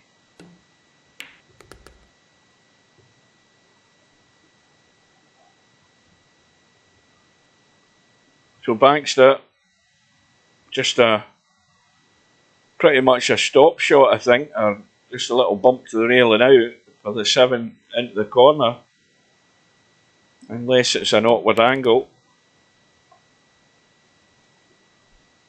Well, that was a tough 5-ball that Larry had to try and cut there. If he got it, he knew he'd won. If he missed it, he knew he'd lost. So Bankster is the man that goes through by 7 racks to 6. Larry heads over to the madhouse. Meanwhile, we've got Bankster going through to play Stubb for the hot seat match. What time is it? That's only 20 minutes to 9, and we're already at the hot seat match. And now on the one loss side, let's head over there and have a quick look. We've got Stefan and Chimpy. Chimpy's 2-1 up. We've got Sergeresh playing Houdini. And I think that's 2 apiece. Let's jump into that. Oh dear, commentator's curse and the cue ball's gone south. Well, the worst form of jinxing you've just witnessed there. Straight into the room, he rattles the 2 and the cue ball goes into the side pocket, so don't say it doesn't work, it never fails.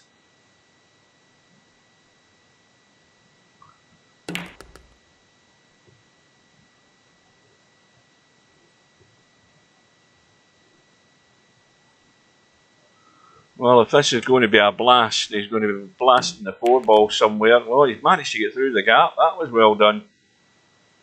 I think he went right through that clean, never even touched the 4 ball.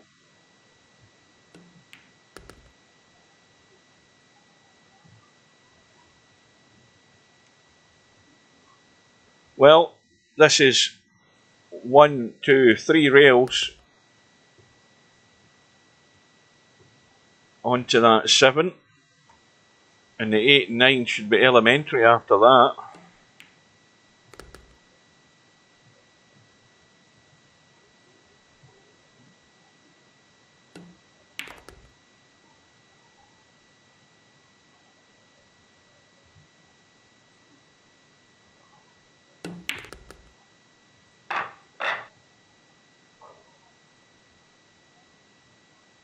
So Sergaresh, of course it is race to 4 on the 1 loss side, so he's breaking for the match. Couple of balls down. I think he's on the 1. The 5 ball, which is Houdini's money ball, has come back up. Now this 4 ball is going to have to be long, because it doesn't go past the 6, it doesn't go past the 7 into the side. And he's not got out good on this 4 ball either. He wanted a straighter line than that. Now the cue ball should go through the gap between that 6 and 7. And if it misses the bump in the 7, it would have been good in the 5. Well, does it go past the 9? Yes, it does.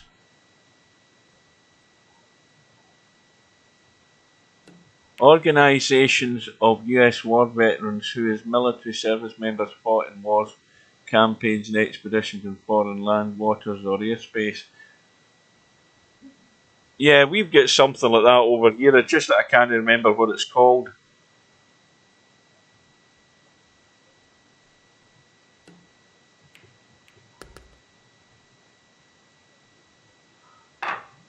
Well, here we go. Hill. Houdini break for the match.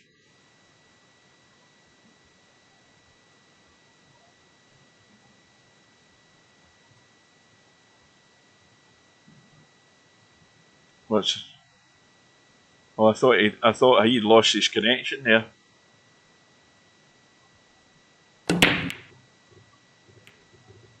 This looks dry. It looks dry, and the 1 ball is on. And there is a problem. That 3 ball's going absolutely nowhere, sat there right on the side rail next to the jaw, and it ain't going into the side pocket, I'll tell you that as much.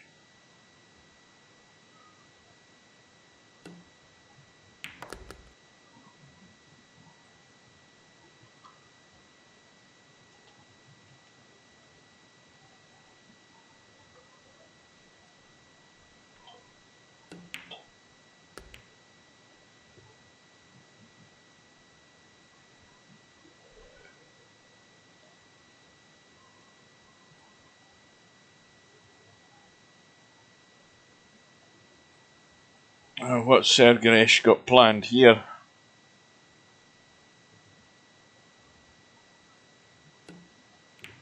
Playing the billiard. Oh, that 8 ball may well have come to the rescue. I don't know that you can get enough of that. I think that's going to the jaw. Yeah, just caught the point. Couldn't get enough of the 3 ball to pot it.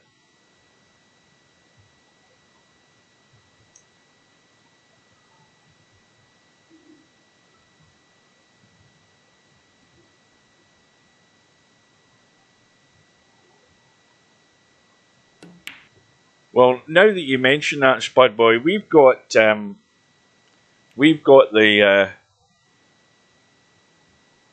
poppy what do you call them? Oh Christ, what is it you call them? Well, anyway, they sell poppies at this time of year, or they ask for a donation and they give you a poppy to, a poppy pin to stick in your jacket. That happens every year at this time for Remembrance Sunday.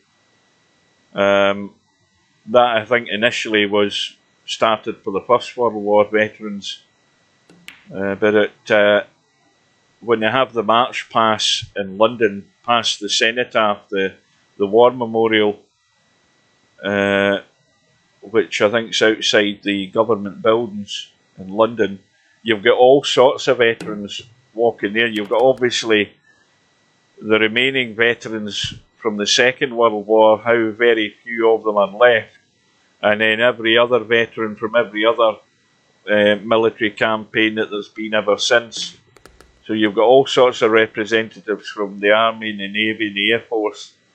They'll have the march pass on Sunday, or on Remembrance Sunday, late November.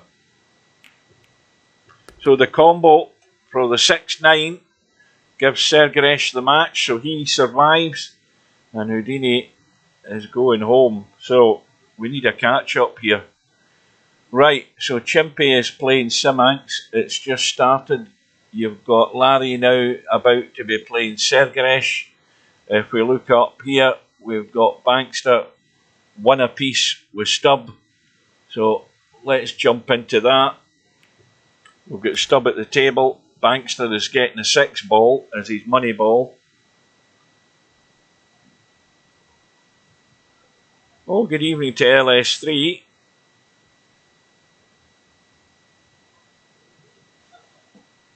Late to the party, but you're welcome.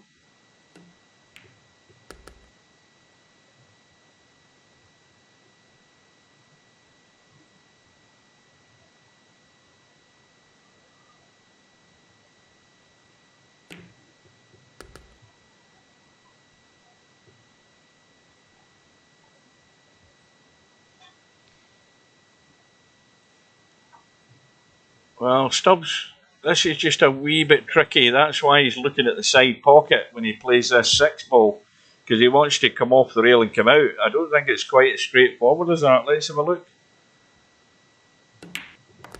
Yeah, he managed to get there.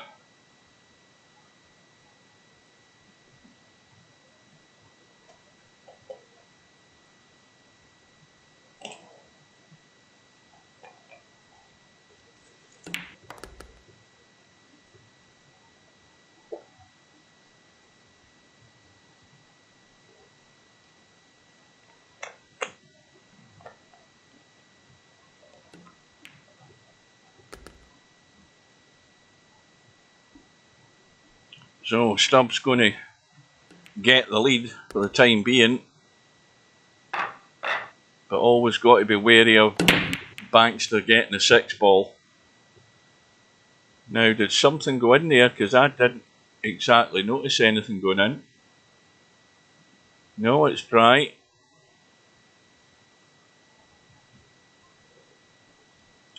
Well, Bankster's going to try and cut the 1 now. He could do with a bump here, whether it be on that 7 or 9 ball when he comes up the table. Well, he's overcut the 1 and he's going to stick to the 7. So he's had a little roll of the ball there, Bankster. Stop giving it the old heave-ho.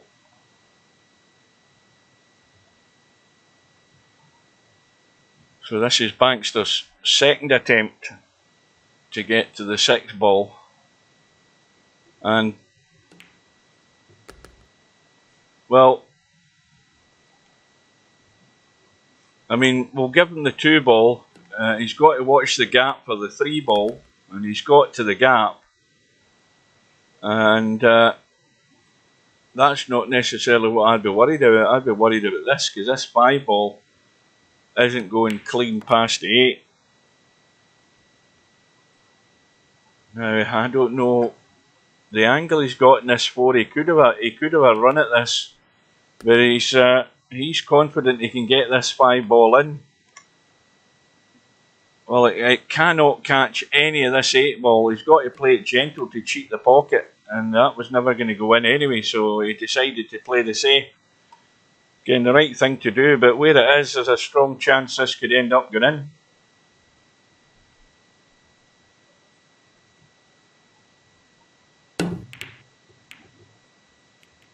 Well, good luck with your next match, LS3. Obviously, the 3-cushion one that you had, your opponent decided not to bother with that.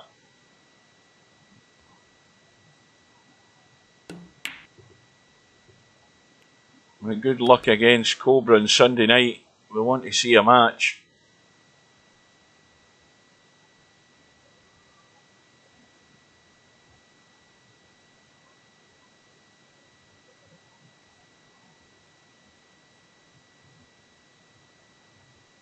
No, thin cut in the 6. Doesn't want to run into anything here with this thin cut.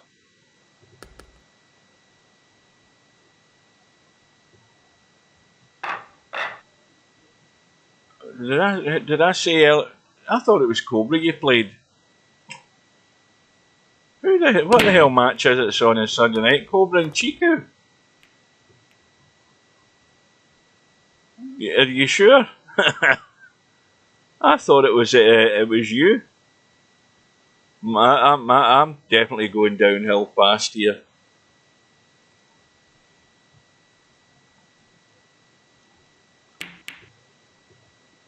Definitely going downhill.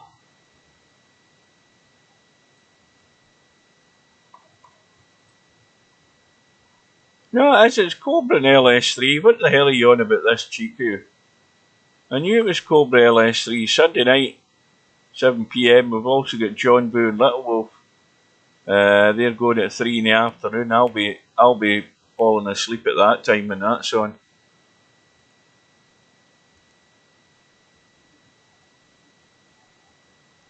Right, let's get back to this before we miss anything else.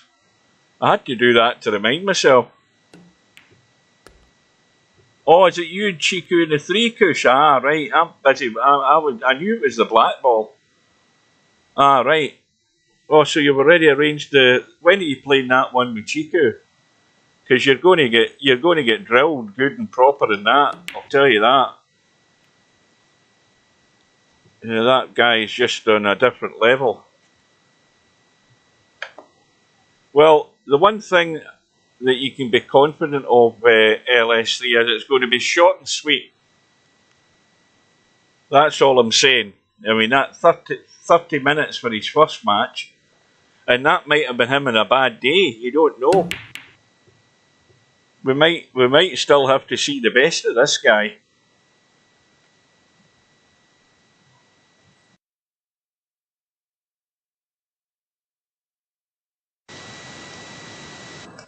Well, what I do want to see is I want to see what do you call him? I want to see Vinces playing. I want to see what he's like because his high run for his first match was 5.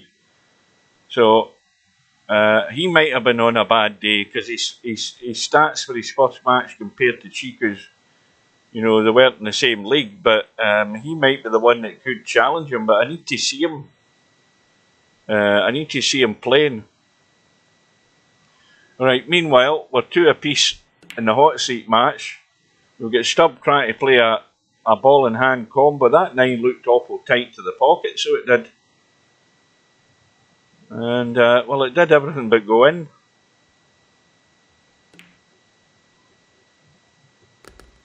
And, well, he might be the only one that could possibly give him something of a match, though, out of everybody that's left. Because, I mean, he's just very impressive. I mean, that's somebody that does know what they're doing, and most of the time, their shots they've got a purpose and intent about them. You always see that when, you know, somebody knows what they're doing in that game. And for most of everybody else, it's guesswork. But he seems to find a line on balls that you'd never really see the line to them.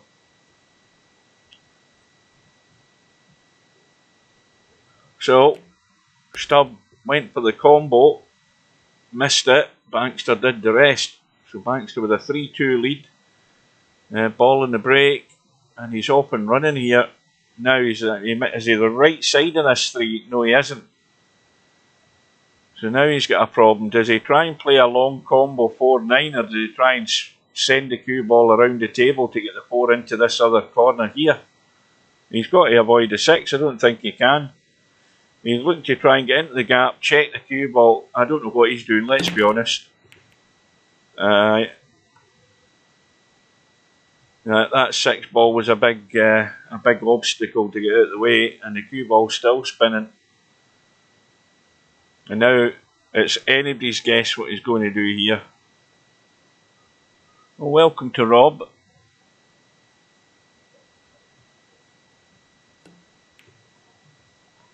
Now, you talking about Vinces, or are you talking about Chiku, Rob? Because Chiku was hitting him bloody good, I'll tell you that. Really very nice. Some very nice shots he played.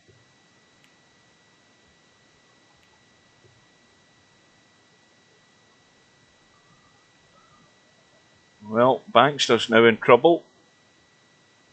And that's far too long to try and jump. Got to play the kick. Well, he's playing the jump, but he's got to get a shallow cue to try and get distance here. He'll do well to go over that at that distance. I don't think that was on. Well, all he's done is given Stubb a free go with ball in hand to tie the match. That's why I've said, and I haven't said it tonight, but anybody who thinks 3 cushion is boring, well, of course it's boring when you've got a load of people playing who haven't a clue to the level that guy has. Go and watch his match. It's only 30 minutes. And you'll be well impressed. It's up there on YouTube, on my channel. And it is really well worth a watch.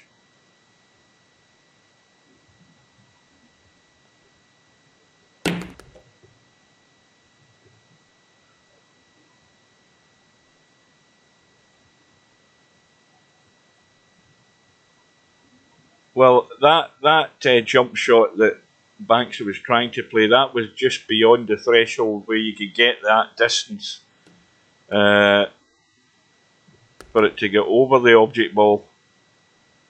The odds are it was always likely to collide straight into it. Well, there's another result. I don't know what the result is because, again, I can't see it, but Chimpy's gone through against Simanx, 4 racks to 1. And he's now lying in wait for the winner of the Larry Sergresh match, and Larry is 2-1 up in that one at the moment.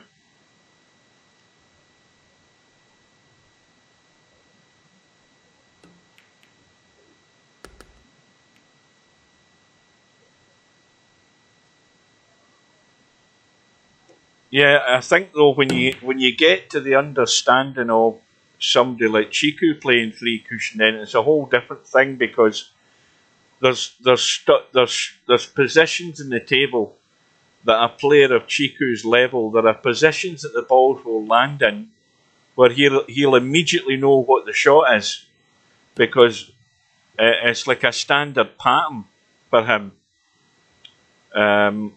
You know, he's taking lines on shots and you're watching the cue ball and you can see it's tracking right on line on a lot of the shots. Okay, he's not going to get them all. But really artistic looking.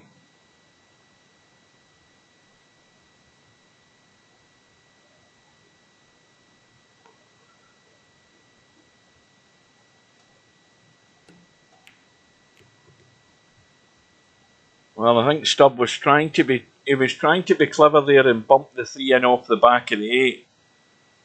But now it's landed in a dead set combo. And the only lifeline that Stubb has got here is that the 6 ball can't really be got at, to be honest with you. Not from where it is right now.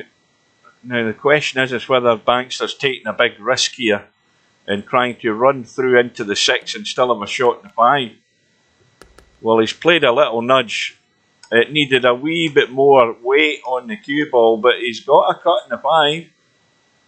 I mean, 5 will go. It's just a question of where's the cue ball going to end up. Well, he's had a nudge and the 5 ball's hung up and it's now available. The Stubb odds on to go back into the lead.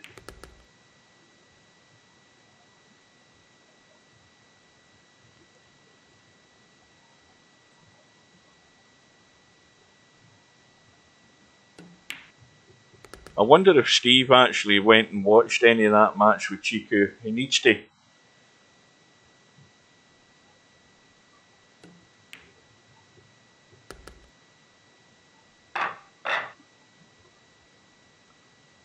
Now, come on, tell us who you are. Who's Tipsy Adonis? Who's that when they're at home? Who would you say the best positional player in the game is? Well, it depends what game you're talking about.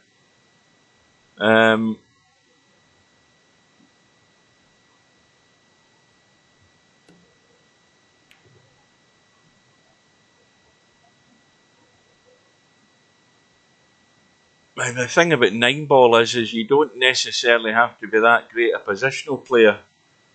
But in terms of movement of the cue ball, it's Albinario and Cobra. And the reason I say that is simply because their success rate in bigger tournaments tells you that they're doing more things right than wrong. The right thing to do is moving the cue ball a lot better than most players are, and therefore putting sequences of balls together and winning racks. That's a simple way of saying it.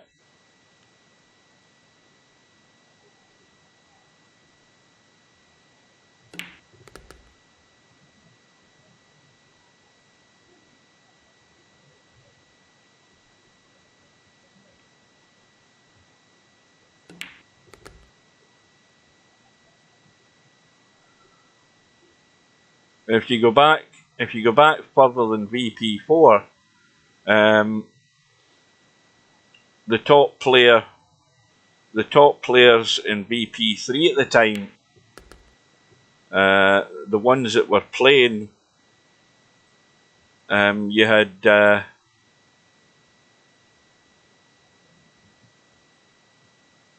oh God, I've forgotten his name. Well, you had Glenn, who was good at he was good at the different games that he played, but he predominantly played 9 ball and snooker when it came to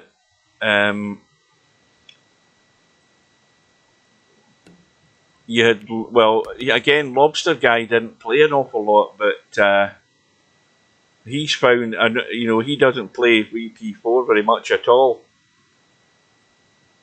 You had Matt Magic, who was the best snooker player I've seen in virtual pool, but again, he didn't play a lot either. But he played snooker the proper way.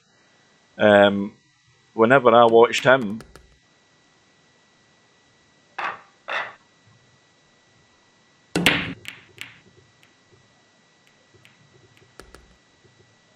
I still remember who the very first player was I played online. That was a guy with a name called Kudos. Never seen him since, but he was a regular player in Virtual Pool 3 when I first went online with it, and he was the very first player I played whenever I went online. It was him that told me about the VIP ladder.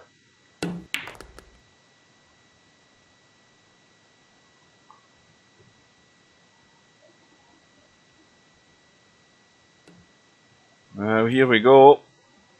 We've got Stubb at the table with a 5-3 lead. Just needs to get half decent in the 8 ball and he'll be on the hill. The VIP ladder's still up, by the way. It's still there.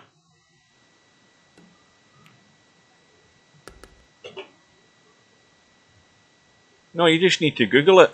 Just Google VIP ladder, it'll be the top of the search. It's still there, but it's not active. Nobody uses it.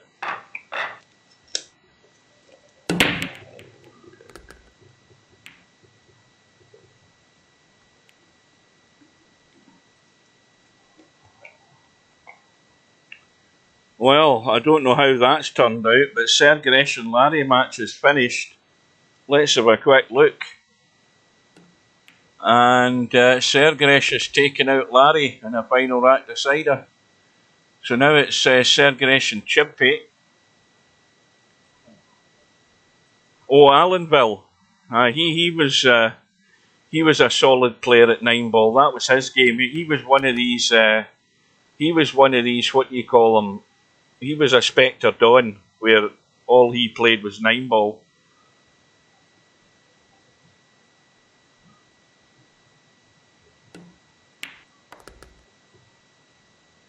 Well, when you come online, when you say private matches, you have to play. You have to be online to play those, because obviously you can't play IP to IP and offline in VP4 unless you're talking about somebody sitting next to you just playing on the same computer.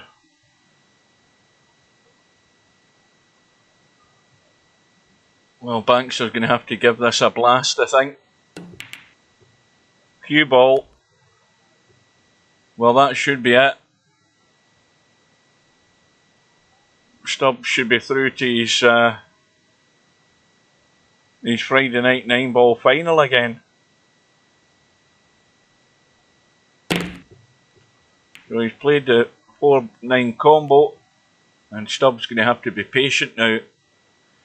So now he's going to be coming into rooms annoying people. So Stubb is through.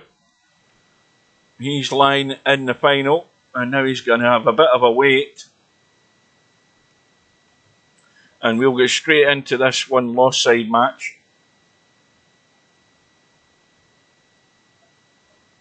Sergeresh and Chimpy, and Sergeresh getting the 8 ball.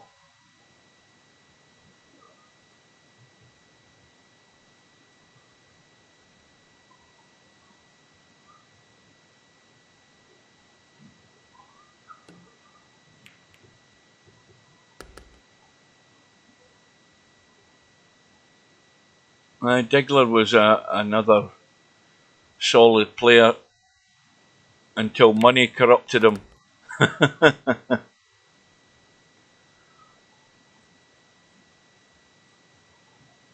These are all players that were players of the past that they never kept it going to VP4.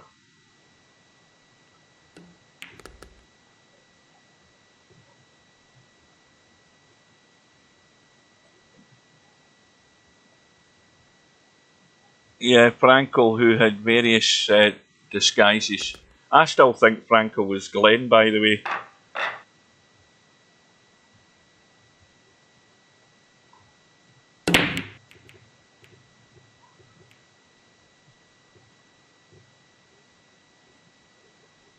So, we're into rack number 2. Sergeresh broke off, he's broke dry.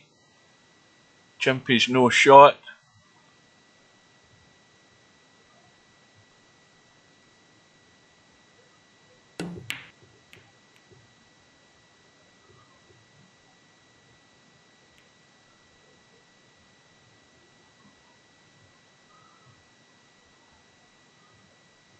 See, the only thing I know about horse racing recently is that Frankie Dettori he had his last races in the UK, and clearly he hasn't properly retired because he's he's gone to the States probably because he's getting some big money deal to go there to ride for somebody. Am I right or am I right? He's going for his retirement fund in the States. That's what he's going to do.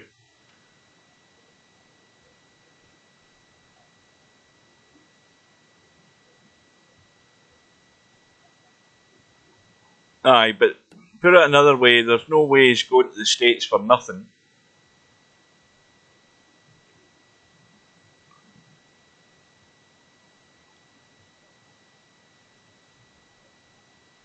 Well, he could go, I mean, let's be honest, you don't have to be incredibly fit. You know, it is a physical thing when you're a jockey. You know, you're up in your haunches. But again, it's not something that you necessarily retire when you're 35 in horse racing. As long as you keep your weight right and you keep yourself fit, then you can go on as long as Lester Piggott, as long as you stay out of jail.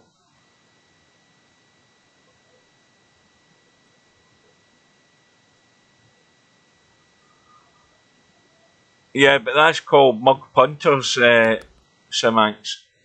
That's the ones he's screwed. No, not Stubb being Frankel. I'm talking about Frankel being Glenn.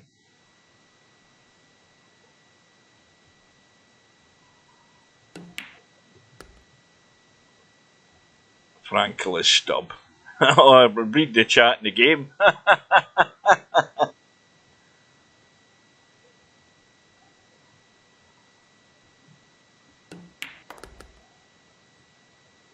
Yeah, I just read that. I was busy reading the chat. I wasn't looking at the room. Right, so Chimpy with a combo in the 9. Squares the match. Right, what's happening in the other thing here? What's going on there? We've got Sergaresh and Chimpy, right, so that's it. And then we've got Bankster waiting in the semi-final.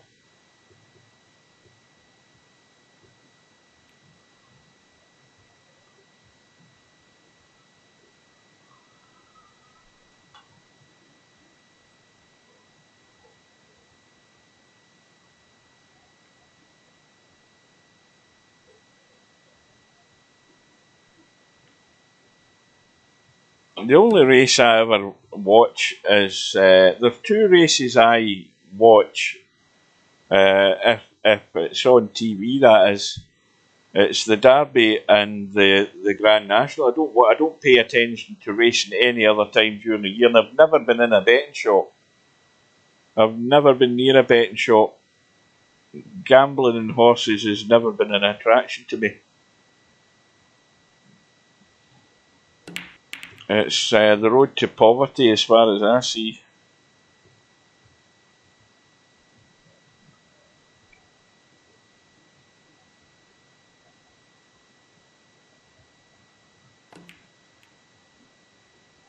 I thought that was going to nudge the 7 in there, but the cue ball's buried.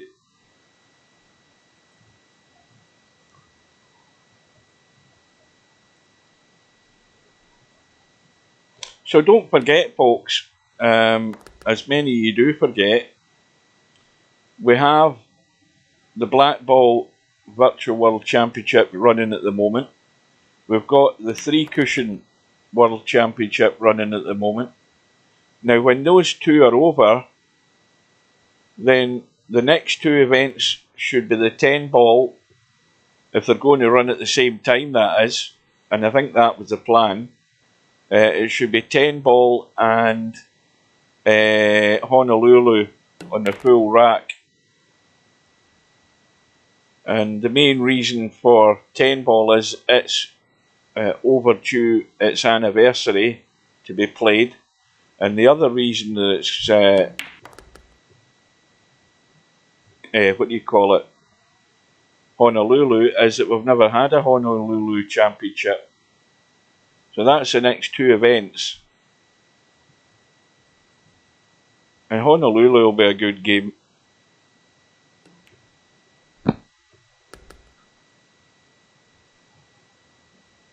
Honolulu, it's an easy game to tell you what it is, it's a rack of 12 balls.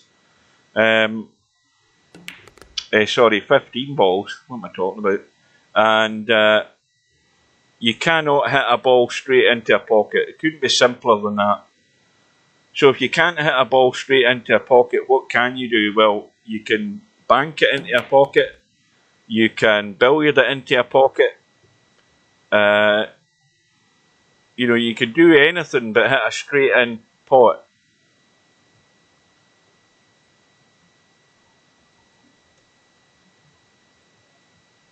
So it's a game about creativity as well as, you know, obvious bank shots. So it can be billiards, combos, and unless it's non-obvious, then you need to call the shot. Well, good evening to Blind Hog, late to the party again. Probably had his head in the trough as usual. So Chimpy goes into the lead now again. It's only race to 4. Remember, this match over in the blink of an eye if you don't keep your eye on it. I think that's dry.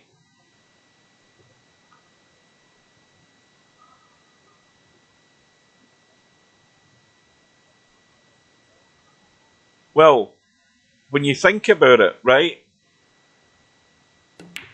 It's not a game where you have to be an excellent potter of balls. It's not a game where you necessarily have to be great at positional play, but it does help, of course. The skill is in creating shots where they're not straight in pots. That's the skill. So, at the end of it all, the stronger players will still be the favourites to win it.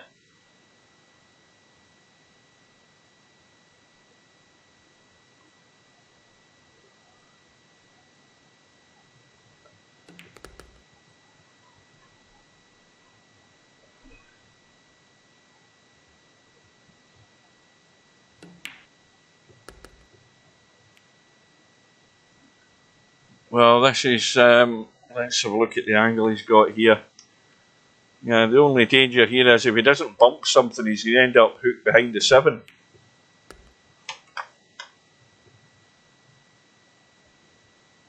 Oh, I think he's okay though. I think he's okay, yeah. Now the 5 doesn't go past the 6, so he's got to travel with this cue ball. It needs to keep travelling, needs to spin off that rail. And that'll do. It's not bad at all.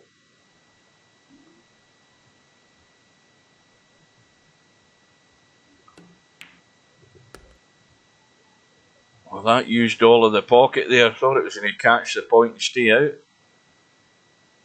So, Segresh needs up to and including the 8 ball. He's got a perfect angle in this 7. He just needs to dig into the cue ball. Oh dear. Oh dear. Now he's got the fluke. Oh, well, you've got to make the most of it.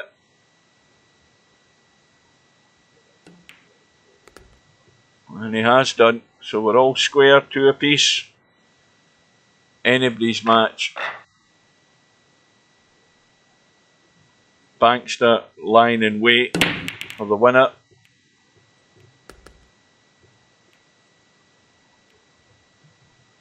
Sergresh gets a ball on the break, but the ball was a cue ball. And Chimpy's looking at the setup here. Well, you know, we'll give him the 1 ball. He's going to go straight through for the 2. Try and kill the cue ball for the 3, I would imagine. No, he's going for the 3 fouls. And that also doesn't help because he's now bumped that 9 ball with the 1 ball, and that's put the 5 ball dead. And this might be a quick rack here, considering where that 5 ball is. I think Chimpy, if Segresh doesn't get a hit, well, he's got a hit, and he's also, well, I was going to say fluked the 5, but he's followed it in. Would you believe it? How's that for bad luck? And in doing that, he's now bumped everything into play.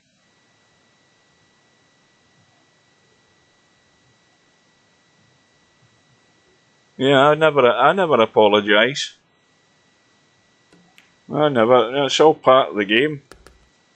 It happens to everybody. It happens against you, and it happens for you. You just take it or leave it.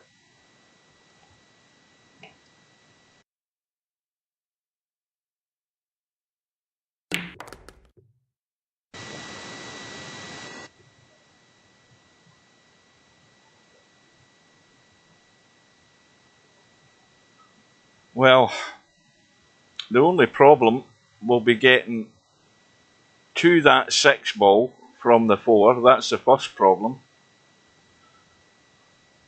And that's determined by the angle he's got in the 3, which is not great because he's heading into traffic here at that line. So what he doesn't want to do is bump into something and kill something stone dead, like he almost did. And now this will be some shot. He's pretty straight in the 4 and he's trying to get on the 6. And he's into it too much, but he's going to have to kick this. Chance it could go in.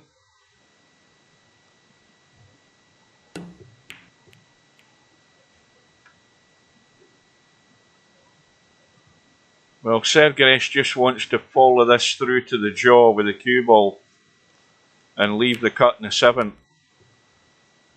Well, he's actually come off the rail and out. He'll take that. But now he's got to get the cue ball up the table. Is he trying to get... Well, he's got in a line. Mind you, I've just realised he only needs the 8 ball. He doesn't need to get to the 9. Well, Sergeresh will break for the match.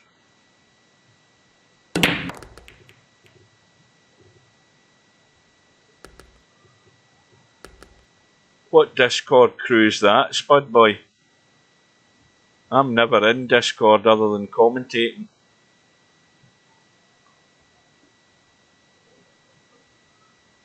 Well, they won't be subscribing if they're not interested in watching tournaments. Whoever these 8 people are. I have to admit, any time I've looked at VP4 in Discord, it's always empty. There's nobody in it. Well, Fuzzy must be a subscriber because he's been in the channel. Fuzzy Dunlop. Travelling TT's been in the channel, so he must be a subscriber. I don't know about Wenway or whatever she's called, or Wayway.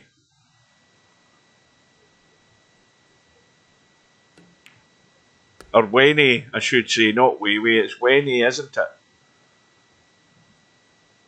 Right, Chimpy has to clear them up to take this all the way. And he's got himself good on the 8 ball. Wee.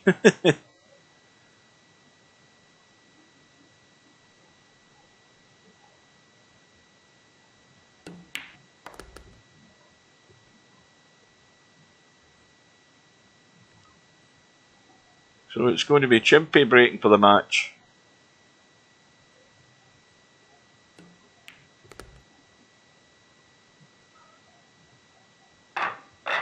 I don't know whether that bar at the top of the screen actually changes in real time.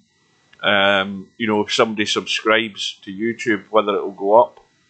I haven't a clue whether it's real time or not. And the reason I haven't a clue is because nobody has subscribed. The reason for that is probably because I think everybody that's watching this tonight is already a subscriber on YouTube.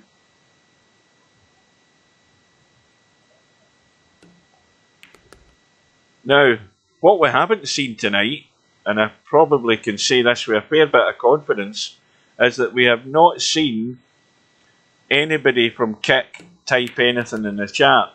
Yet we're showing 2 viewers in Kick at the moment. So whoever you are, type something and say hello.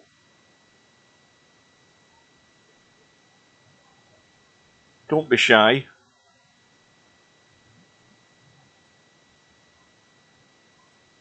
We've got 5 on Twitch, 5 on YouTube, and 2 on Kick at the moment.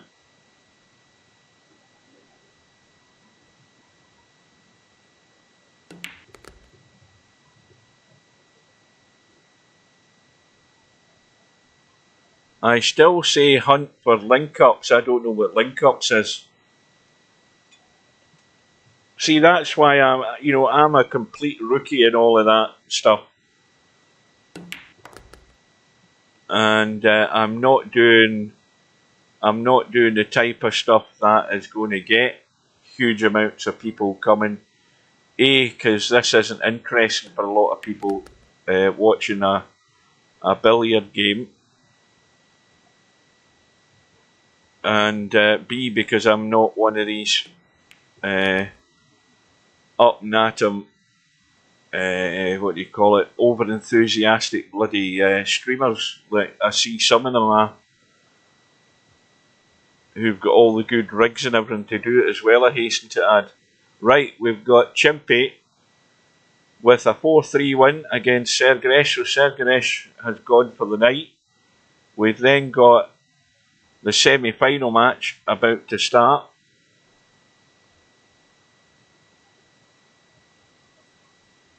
Now, who's still in that room?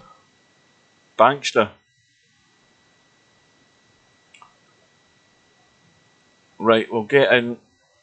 Entry failed. Oh, I'm in the wrong room. That's why. Hang on. That's better. What the hell's going on here? Oh, I've tried again. I've tried twice to get into the old room. That's better. Links to other channels. I've got links to other channels on my YouTube, but those are channels I subscribe to. I think most of them are truck. I think most of them are Euro Truck guys.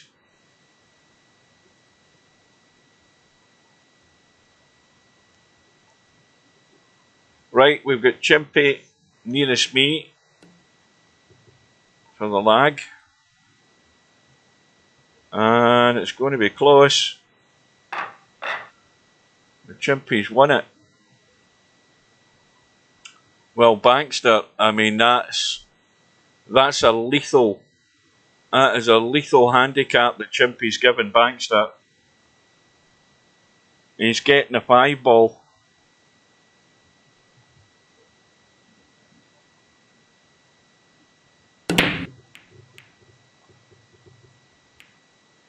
That 7 ball's going to go in. The 8 ball's going in.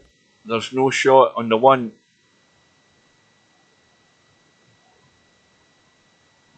Well, Chimpy's got to play a good push out here because these balls are all there.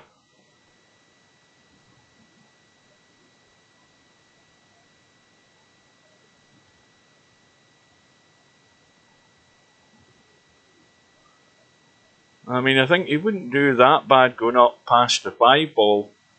He would leave something tough for Bankster.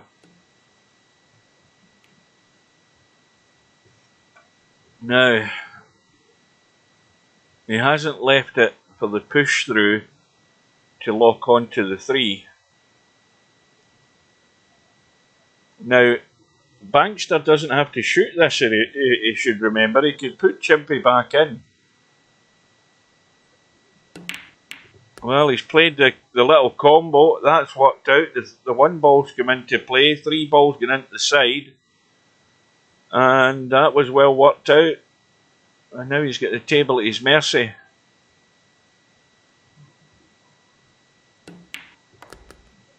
Well, he needed to get into that a bit better. How does that look from his end? It looks not too bad. He'll be on the 4, no problem. Oh, he sent it to the rail way too soon. That's why you have to get better on the ball. You don't want to be having to dig out shots like that. And that might be his chance gone. After that nice little combo there to start with. That was a great chance. But he didn't really play the shot with a great deal of confidence to get much better on that 2-ball, and it's cost him.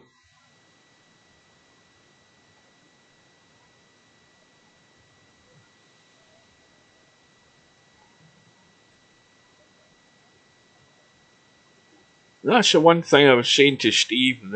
I think I said to Steve a few weeks ago that POV Pool, Daniel Bush is the guy who was always doing live streams of events, pool tournaments, you know, live pool tournaments he was doing, and POV Pool seems to have died a death. I don't know what's happening with it.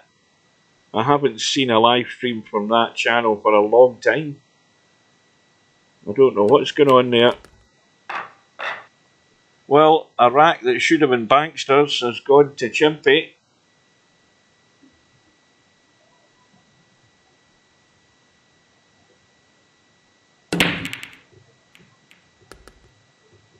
And the ball in the break. Now, where's that 9-ball going? It's coming to block the 1. That's what it's doing. Right, I'm going to have to take a bathroom break. All this water I'm drinking's going straight through me. I'll be back in a minute.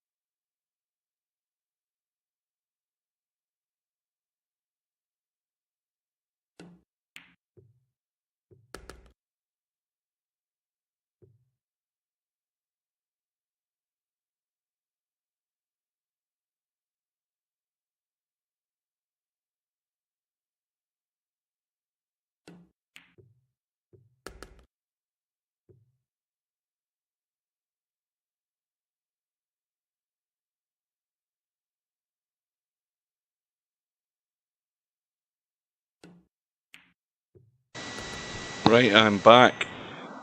What have I missed? Well, we'll get Bankster with a shot in the 5. Again, it's nothing ideal. Got to play the bank. It's going to double bank. And we're all square.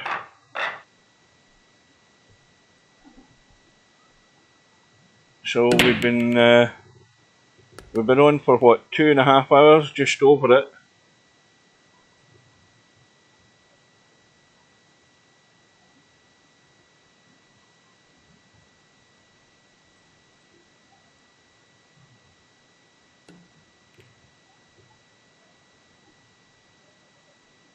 Well, that was an attempted pot there, I think, but he's got the second prize there. Left Chimpy hooked. And I don't think he's got the line off the...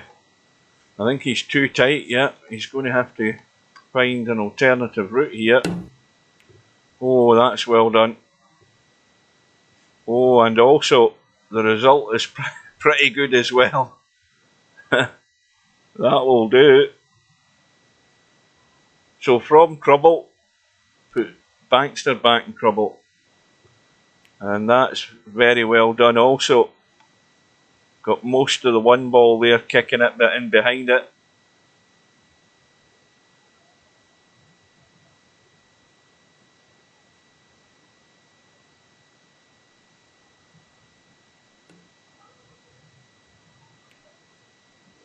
Oh, so you got up to all sorts of pranks, did you?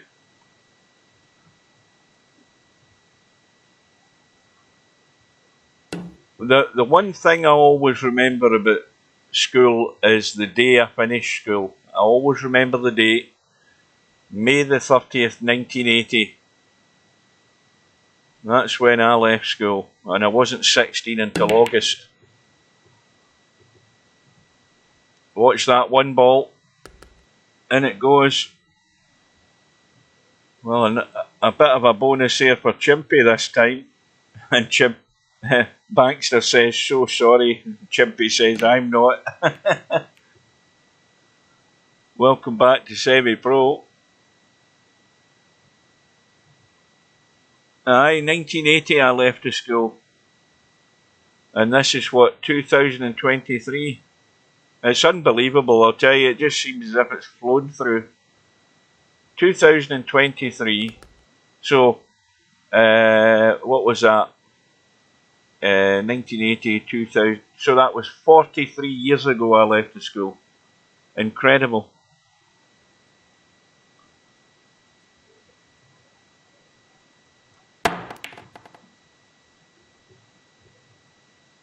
I couldn't wait to get out of the school. I mean, don't forget, at the time I left the school, I mean, there were just no jobs going at that time. That was the reign of Maggie Thatcher at that time, the miners' strikes and all of that crap going on. But 43 years have flown by.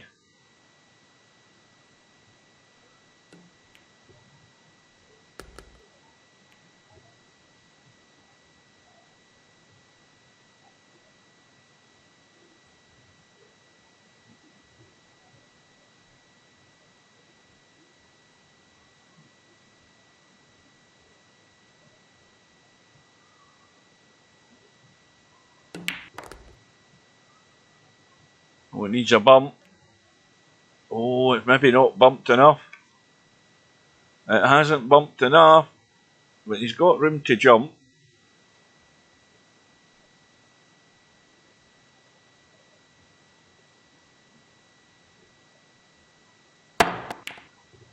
Oh, well, it's done everything but go in. And Baxter has to get all three now. His money ball's gone. And it's just going to be a roll in and a 9 up the table. I would have been a senior in high school, would I?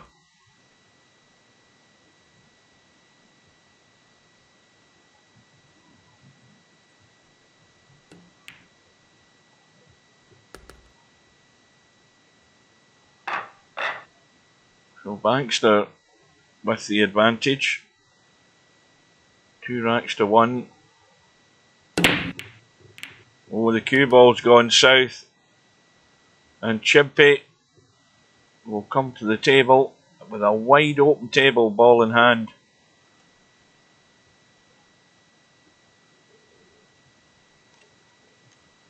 God, it feels as if I've already drunk a litre of this 5 litre bottle already.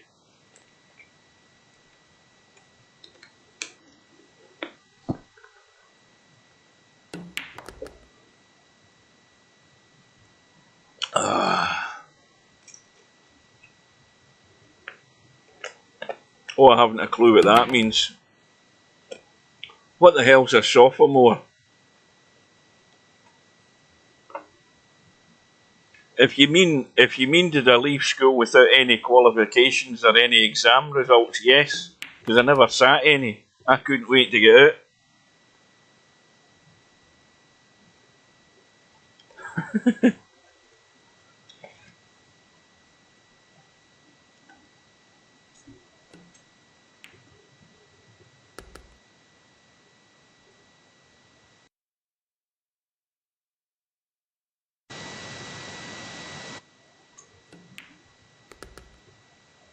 You know, if you ask me now, would I go back to school? The answer would be yes, because then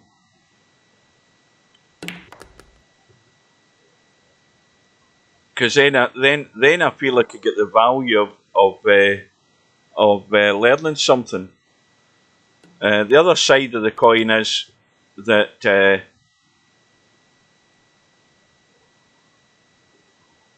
the downside of that is the fact that now I'm too old.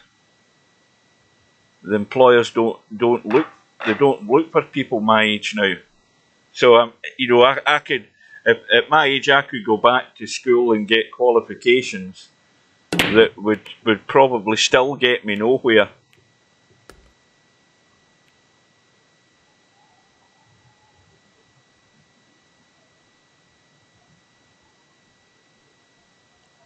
No, we have it more simplified over here, Spud Boy. We just have primary school and secondary school.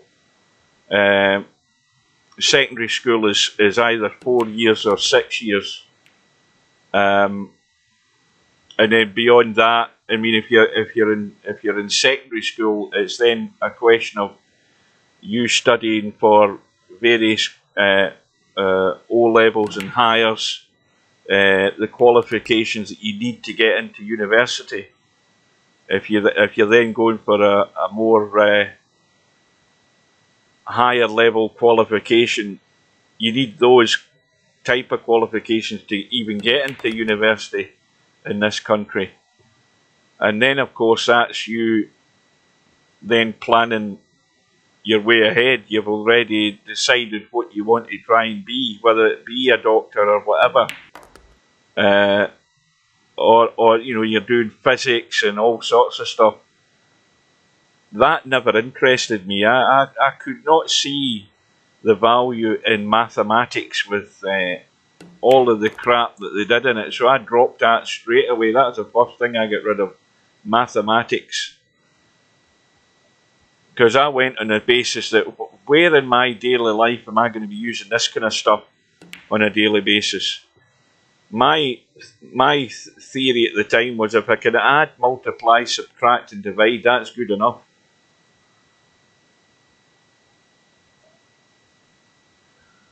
But it might also explain as to why I'm working in .com and Tesco and I'm not a bloody plastic surgeon.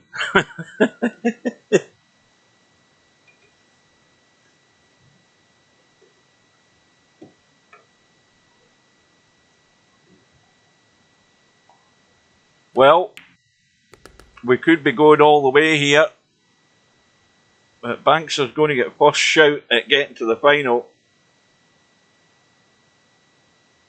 He's going to be breaking for the match.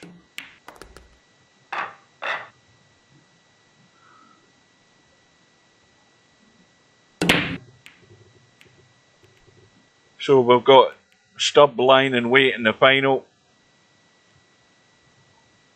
Who's going to get there? Well, Chimpy knows that any mistake, he's more than likely going to be going home. But he's got a perfectly good table to be running out.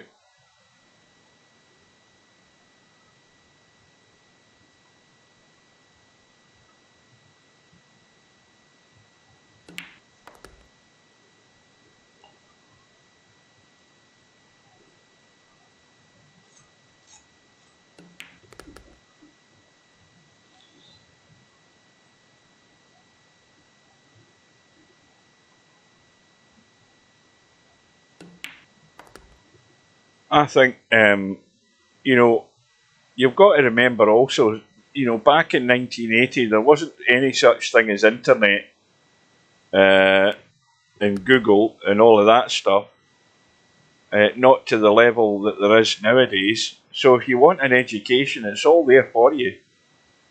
If you've got any subject that interests you, you can educate yourself online. So you can. It's a totally different thing. Anybody of my age who does want to educate themselves, you can educate yourself in a whole manner of ways. You don't have to go to a school or go to night classes or anything like that. It's all online. If there any type of subject you have interest in, I guarantee there's a site about it, or there's something on YouTube about it. Anywhere you'll get information. It's all at your fingertips.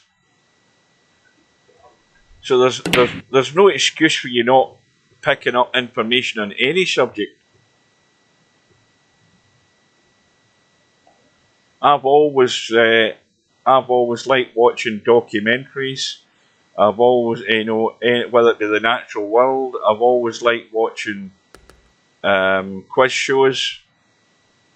I get educated through those.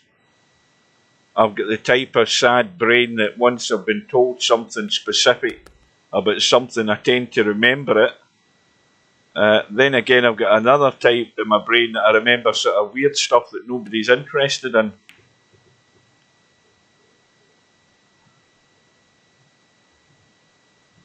I don't know what this Treasure Island show is. Is that something in the UK? I don't watch any of this Big Brother crap and all this Love Island crap. I've never seen any of those programmes, and God forbid I ever will see any of that stuff.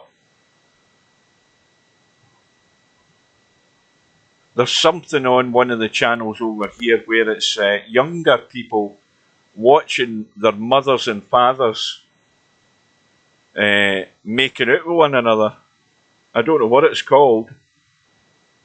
I mean, there's some amount of shit that people watch in television nowadays. The television's absolute garbage. It's candy floss viewing for candy floss brained people. It's total crap.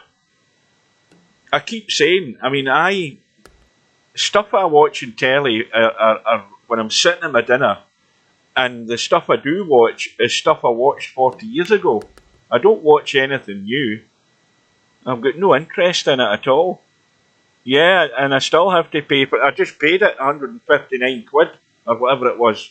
I just paid it last week there. I had to pay it before the end of October, so I've just renewed my television licence, and I hardly watch the telly. I watch more of the television on the computer than I do in the telly downstairs. So I do. Well, there we go. We've got our finalists. Chimpy's managed to survive. So it's Chimpy and Stubb in this week's Friday Night 9-ball final. Again, it might have been a few weeks ago. Can't remember. So we've got a race to 9. And what time is it? It is 10 minutes to 10. So it's going to be... It could be probably around about 10:30 or just beyond that we finish tonight, which is still not too bad. So we will get in and we'll get ready, waiting on both players to arrive.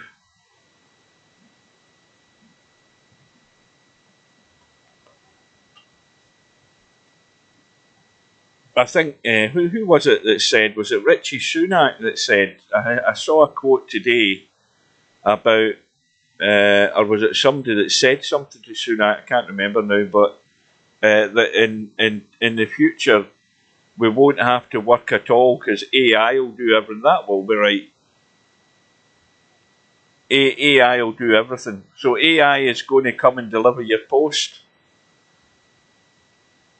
AI is going to come and take away your trash? No, I don't think so. I think he's getting into the realms of fantasy there with that statement. Right, well, we're all keen to go here, but nobody's keen to get into the room.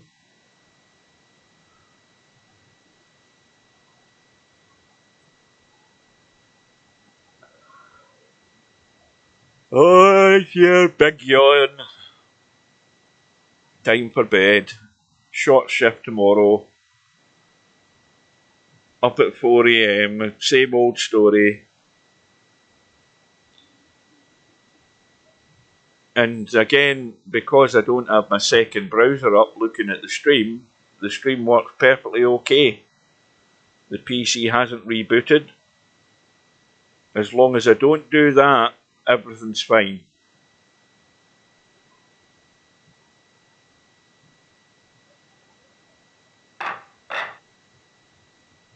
Well, Chimpy's finally arrived. Stubbs determined not to come into the room until Chimpy's in first. So he's sitting there wasting time when he knows I need to get to bed.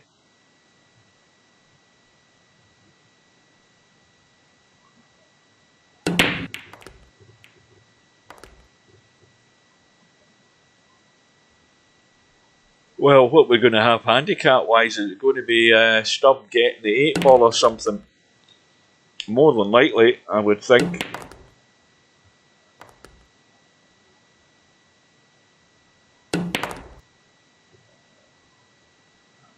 Oh, I was looking at a couple of videos earlier today. It was it was a lot of AI music videos I was watching. One of them was the Beatles singing Bohemian Rhapsody, which didn't sound too good, to be honest with you. You had, I think it was John Lennon singing one of Oasis's songs. I can't remember what one it was. That didn't sound too good either. And then you had Frank Sinatra singing all sorts of weird stuff. I mean, the AI music, some of it is not too bad, but some of it, you need an awful lot of convincing. I know the one that's the best. The one that's the best is Johnny Cash singing Barbie Girl. It sounds brilliant.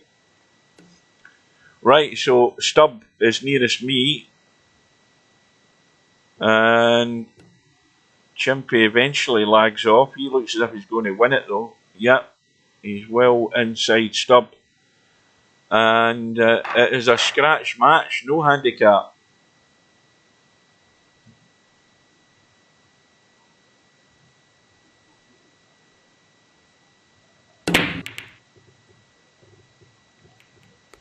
Seven ball goes in. And a shot in the 1. Now, can he avoid collision here? It's going to be awkward to avoid a collision.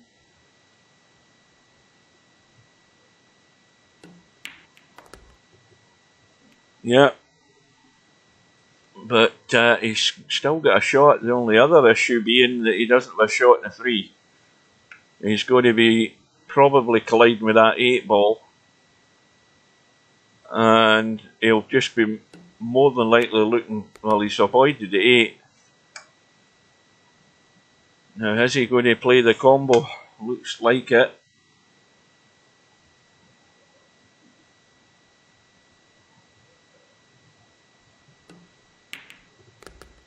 That's well done. Nice and controlled, everything's there now.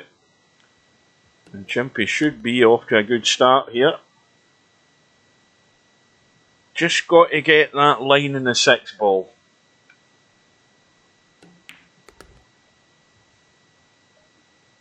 And that'll do.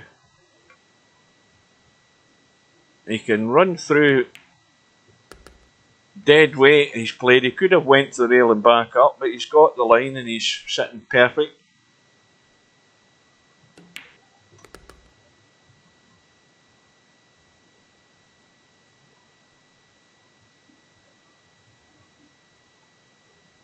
So not a word of good luck shared by either player at the start of this match. No, not a word. The Chimpy's had a couple of balls in the break. And he's in the gap for the 3 as well. The 1 and 2 have gone.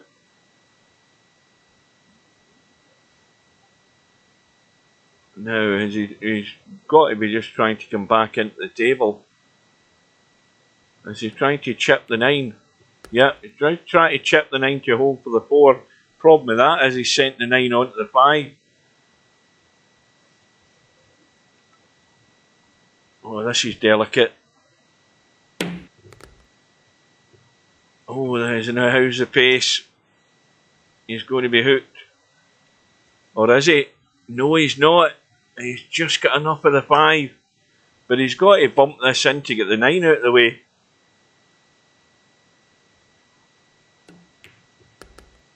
Oh, the spin going to hold it out of the pocket. That's the only thing that kept it out of the pocket is the spin.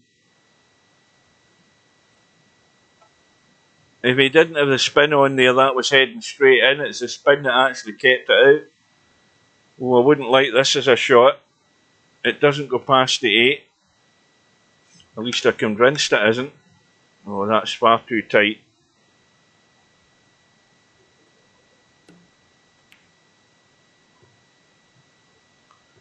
Well, that was one of them all or nothing shots. It was so awkward.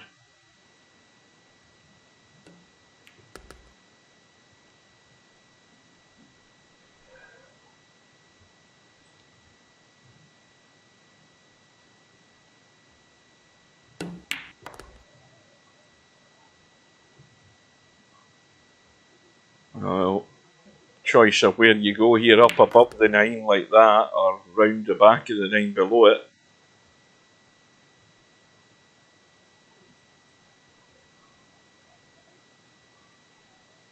So we're tied already, 1 apiece.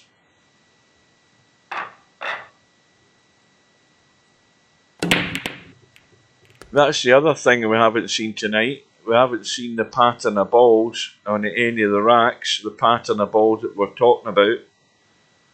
Those 2 together and the 1 isolated, we haven't seen that at all.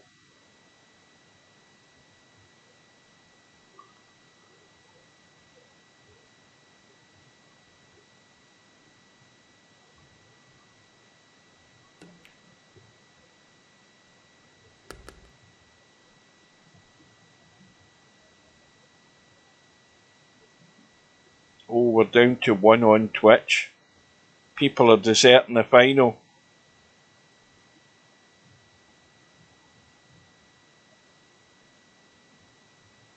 We've got 4 in YouTube, 1 in Twitch, and 1 still in Kick, but nobody's saying anything in Kick.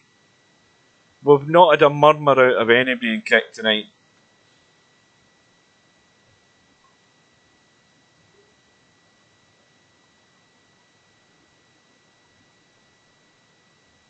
Well, 3 goes past the 6.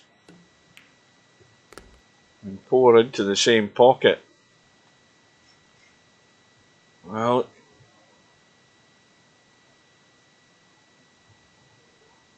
now, is he going forward, or is he looking to stun this 4 in and come around? He looks as if he's playing a big stun here. Is he going forward? Yeah, he's got top on it, yeah. So he's got to get below this 5. And the more it opens up, the easier it is. Now, he's got to be careful that this cue ball's more or less where the 5 is, because he won't be able to get enough of that 6 ball if he doesn't. You know, if you get to here, you ain't going to be potting the 6. Now, what's he trying to do? He's trying to go into the side pocket.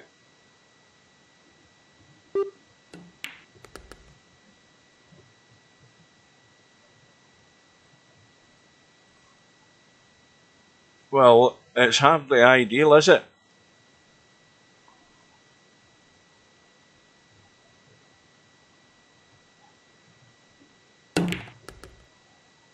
Everything running loose. But it's come up good.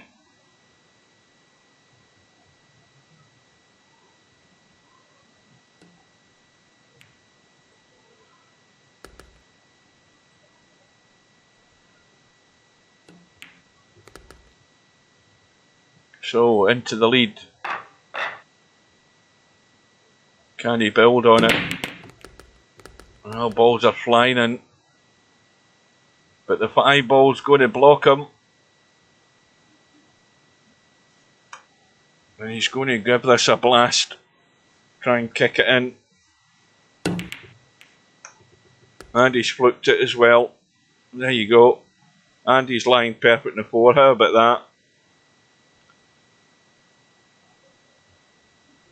Yes, you all witnessed that there. The old boom bang a bang, flukes the ball, lands perfectly in the 4.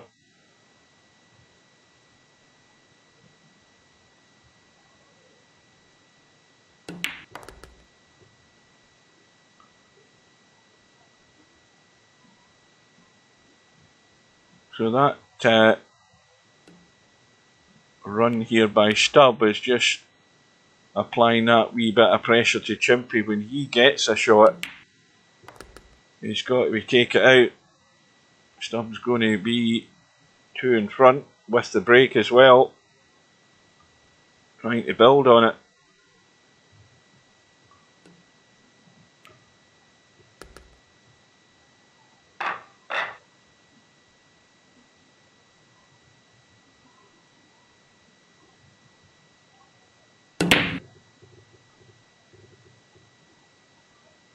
And this time I don't think he's in any joy.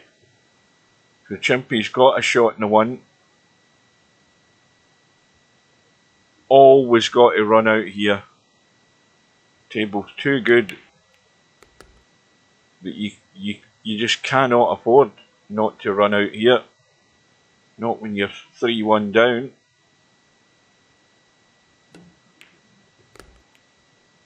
And that was probably not the best shot he's ever going to play.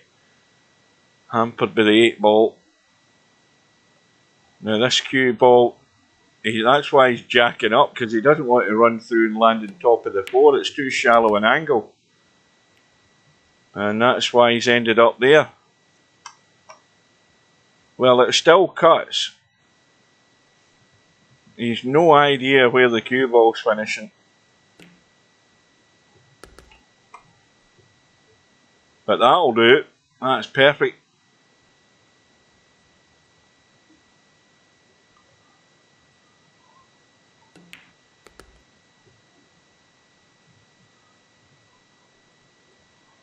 Now, again, just coming back for the 7 ball into the same pocket.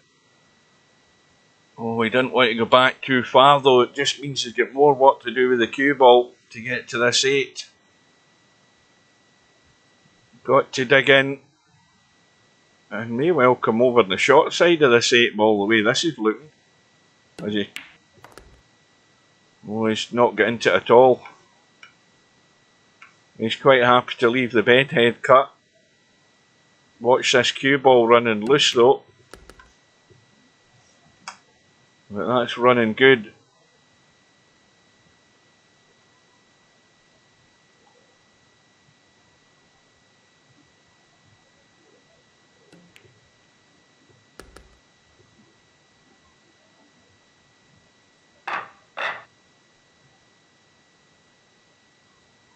Going to rack number 6. Chimpy breaking. Try to tie it up. And he too looks as if he's dry.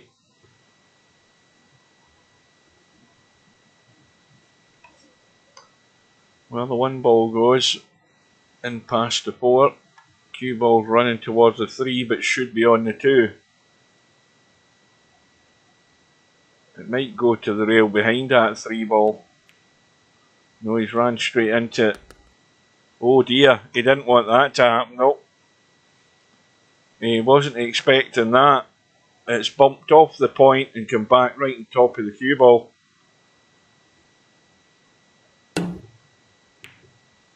Well, a good attempt at the kick in there. Now, how does the 3 ball look into that side pocket? Not too good. It's tight. And not only that, you've got to get the cue ball out of there to see the 4. That's the other problem.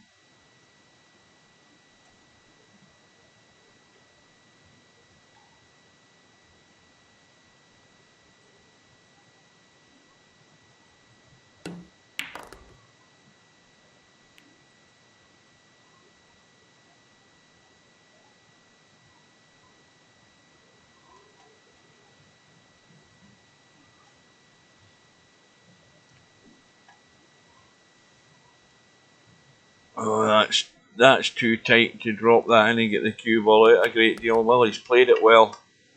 Played it very well. Well, and of course the other issue is up ahead. This 7 ball's nowhere near good there.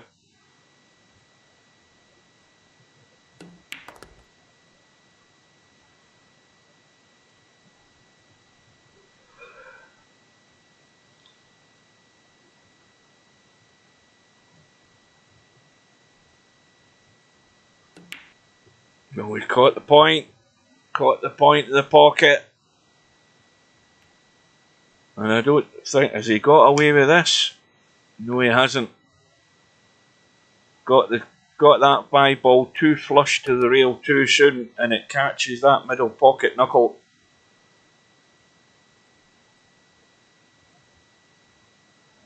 But Stubb, of course, has also the 7-ball to deal with. And looking at where he is in the 6, he's absolutely dead straight. He's trying to pinch a bit. And trying to play the cut on this 9. Well, that's what he's looking for.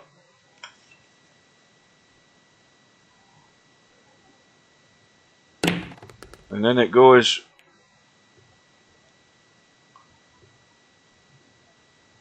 Well, Chimpy there had the rack in his grasp, but suddenly it's a 2-rack lead again for Stubb. And ball's going in. He's got a shot in the 1. 2 balls up table, but everything's wide open.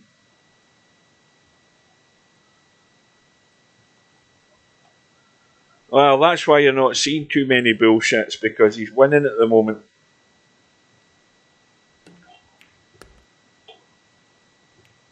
If the score was the other way around, there'd be about half a dozen of them by now.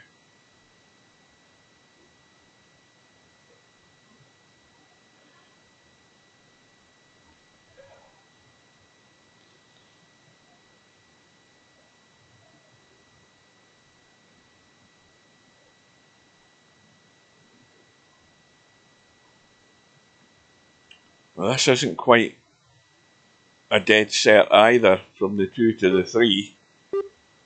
There's traffic possibly in the way here.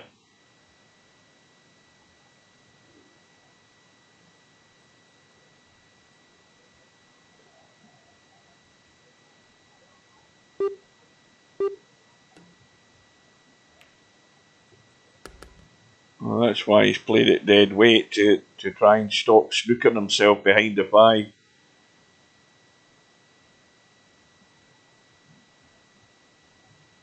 This might be dead weight as well to try and drop behind the 4-ball to try and play it the right side pocket.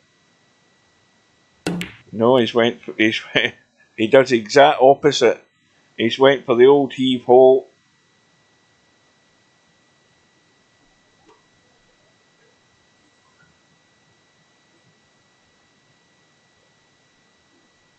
Oh, Stubb said that for 15 years now. Yeah, he's said that every year ever since. Since Virtual Pool 3's been saying that.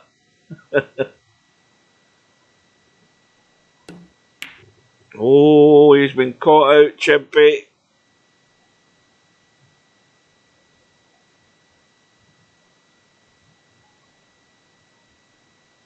Well, how much is that going to cost Chimpy? Because that was a great chance to nick one back there, but looks like Stubb's going to have a bigger gap here in a minute or two.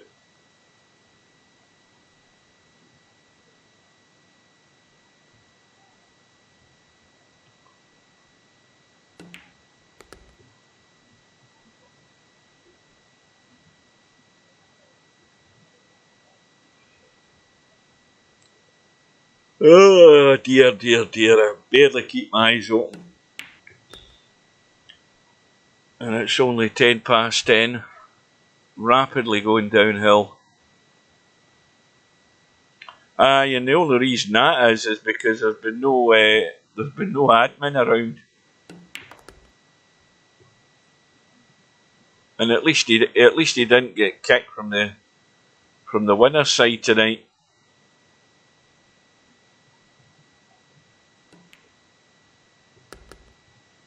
Well, Stubb's in charge at the moment. 5 racks to 2 lead. And it's dry once again. And oh, now that 7-ball might have just... No, it's fine. It still goes, the 1. So this is a must rack for Chimpy. Wide open table. All the balls. Problem though, is up ahead in the 7 ball. Now the good thing is that the 6 ball's adjacent to a line where you can get to the 7 ball from it.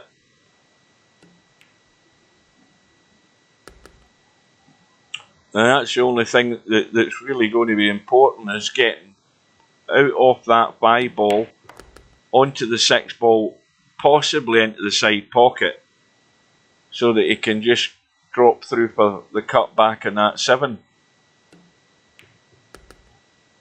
Now, the straighter he gets on this 5 ball, the worse it is.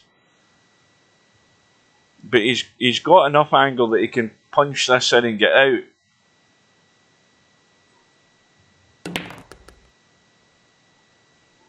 And that's well done. I mean, okay, slightly the wrong side of the 6, but he can check the cue ball up, and as long as he keeps a line where he can see the 7 to pot it and come out, doesn't want to go too far, he's still good.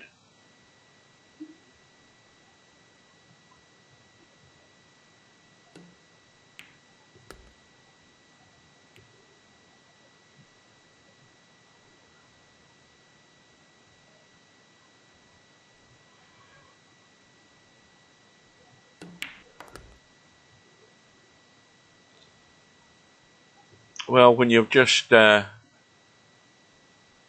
a rack and you're trailing with 3 to get back to 2, you want to be able to break and run the next one just to get that momentum going.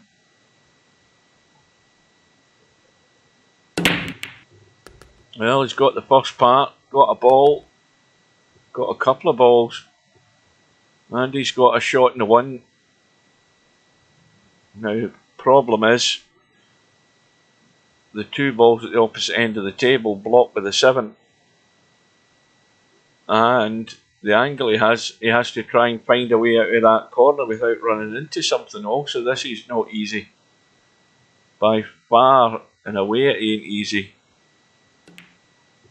And focused on the spin around the corner to get out. He's forgot about potting the 1. So more than likely Stubbs going to be playing the combo.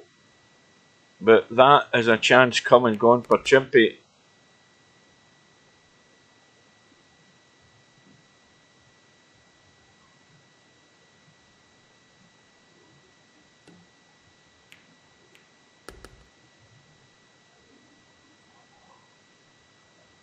Well, this is got to travel this cue ball at this angle. Let's have a look.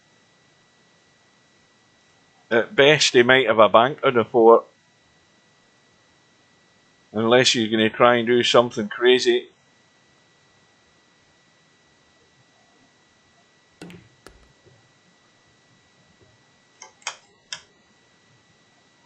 Well, if he'd probably, I mean, he's going to leave the bedhead cut and play that. He's got to come down the table and back up the table to get on the 5 into the side. Loads of room to do that. There's nothing in his way. Now he needs to come up high enough, which he will do. It looks good.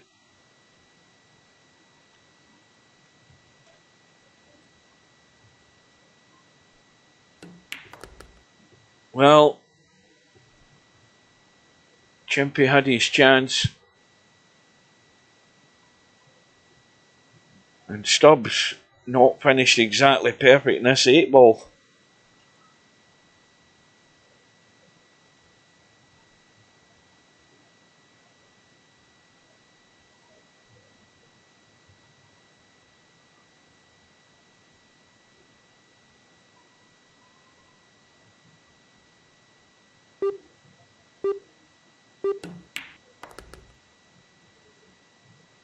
Well, that's finished very nice, just a straight roll in.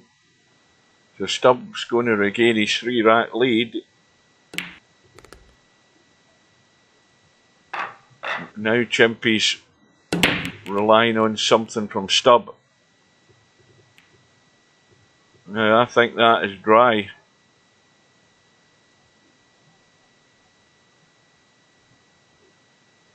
It's dry but not an easy starter. Again, the main concern is where the cue ball's going, because you've got to still be able to see the 2, and the angles more than you'd want to be working with, but that's a very good shot. Found the gap, avoided the traffic, sitting good in the two. I don't know whether it's maybe a bit too straight. No, there's an angle there.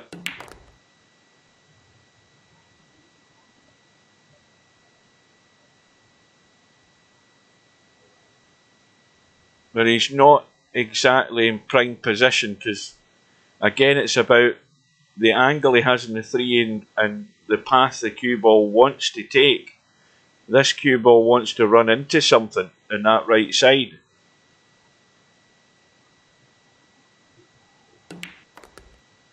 So he's played the stun, found the gap between that 5 and 8. Problem now is, again, he's trying to recover each time here. It's not looking good. It's hard work.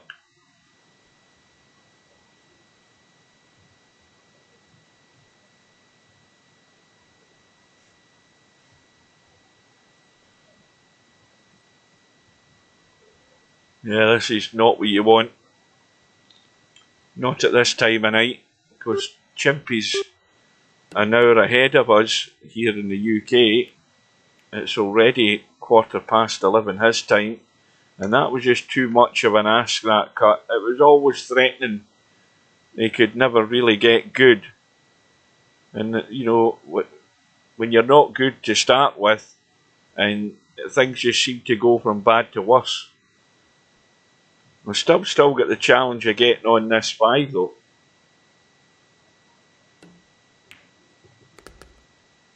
Has he come low enough? Yes, he has.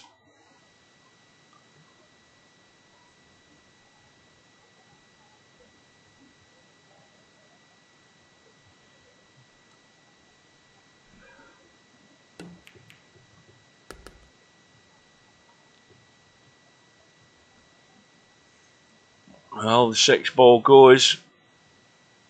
It just squeezes past the 9. It's got more of the pocket than you think though. The pretty much almost a full pocket, maybe 2/3 and a bit more.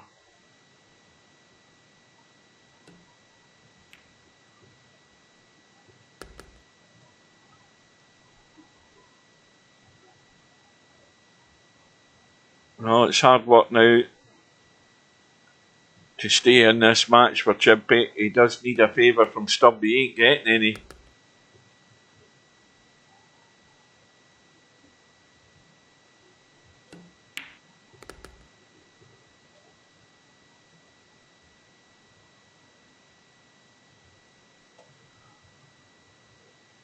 Well, the next match I will be covering will be the match on Sunday night between LS3 and Cobra.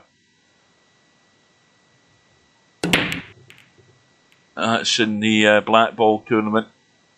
I think that is at 7 o'clock. It kicks off on Sunday night. I can't remember, 7 or 8.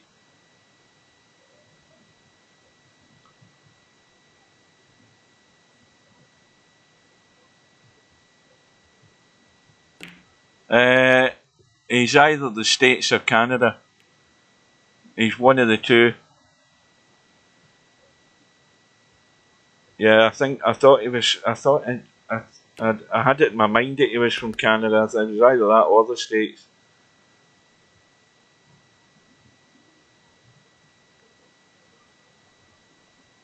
Well, Stubbs only 2 away. Chimpy with all the hard work to do.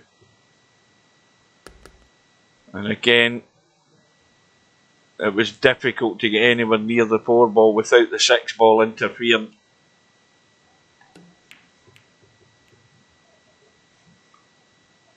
We just try to get as far away from that 4 as possible. Now Stubb could try and get down and dirty here. He's trying to spin in behind the 9. The only problem with this shot is, well, he's not tell a lie. He's went all out for the cut.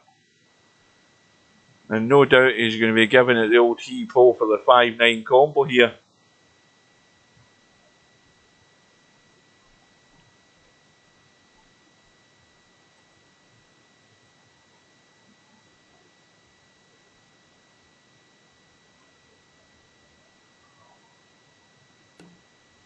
Oh no, he's trying to play it controlled.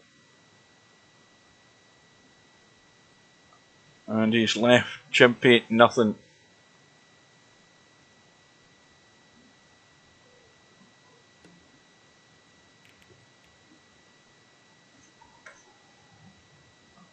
Well, he's going to be in trouble. Well, he should be in trouble if this doesn't spin in behind the 8. Oh well. It's finished fairly straight in the 5 as well. And he should still get this.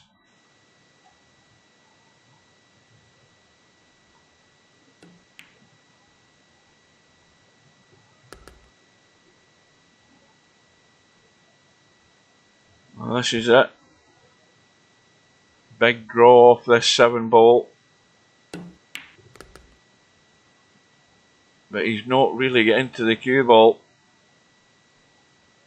Left it awkward again.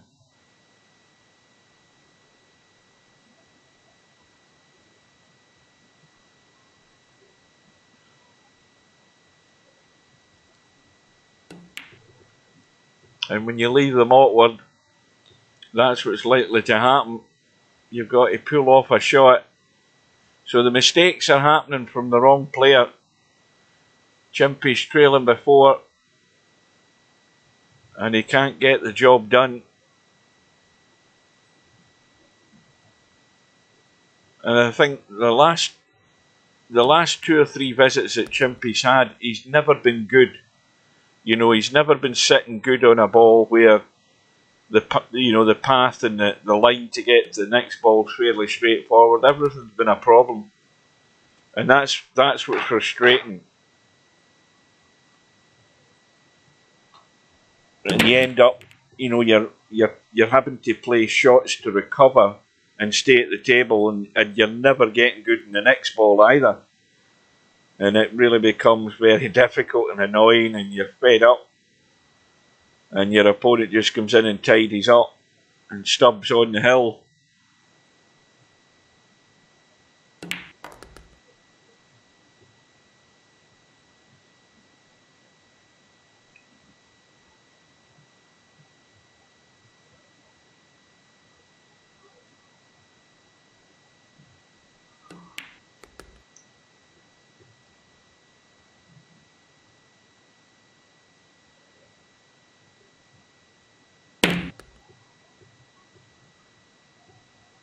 Well, Chimpy's just giving it some of the stub treatment.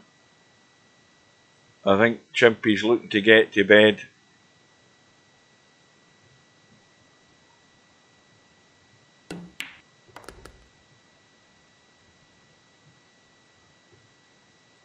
Or was that a Stub that did it? Maybe it was Stub. My eyes are half shut. I'm barely awake here, folks. Same old story every week.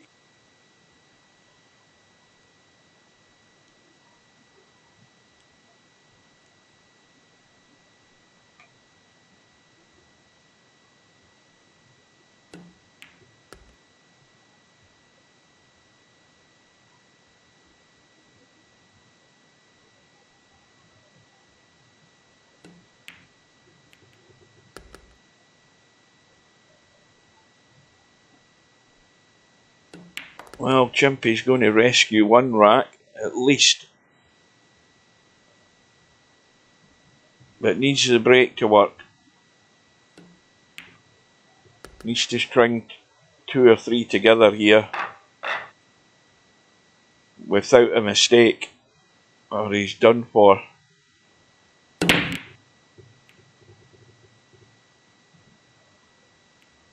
Well, he ain't getting that assistance. And of course, the worst case scenario, the cue ball's the only ball that's found its way to the pocket.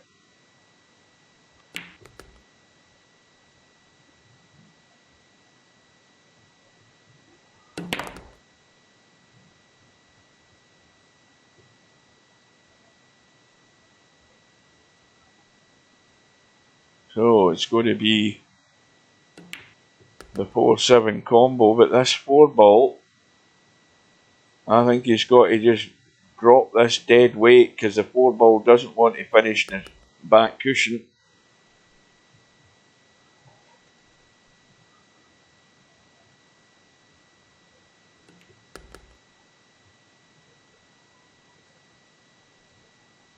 Well, look where the 8-ball's sitting. Again, it's the same problem as we saw earlier tonight, where you don't want to come below the 8-ball when you're coming up for it.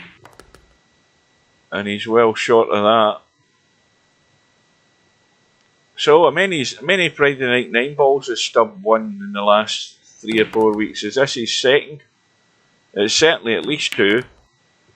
So, well done to Stubb. He's 9-4 winner over Chimpy in this week's Friday night 9-ball. And that is it, guys.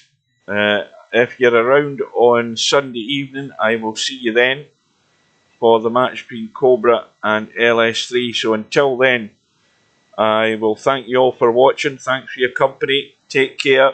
I am off to bed, and I will bid you good night, and we'll see you again.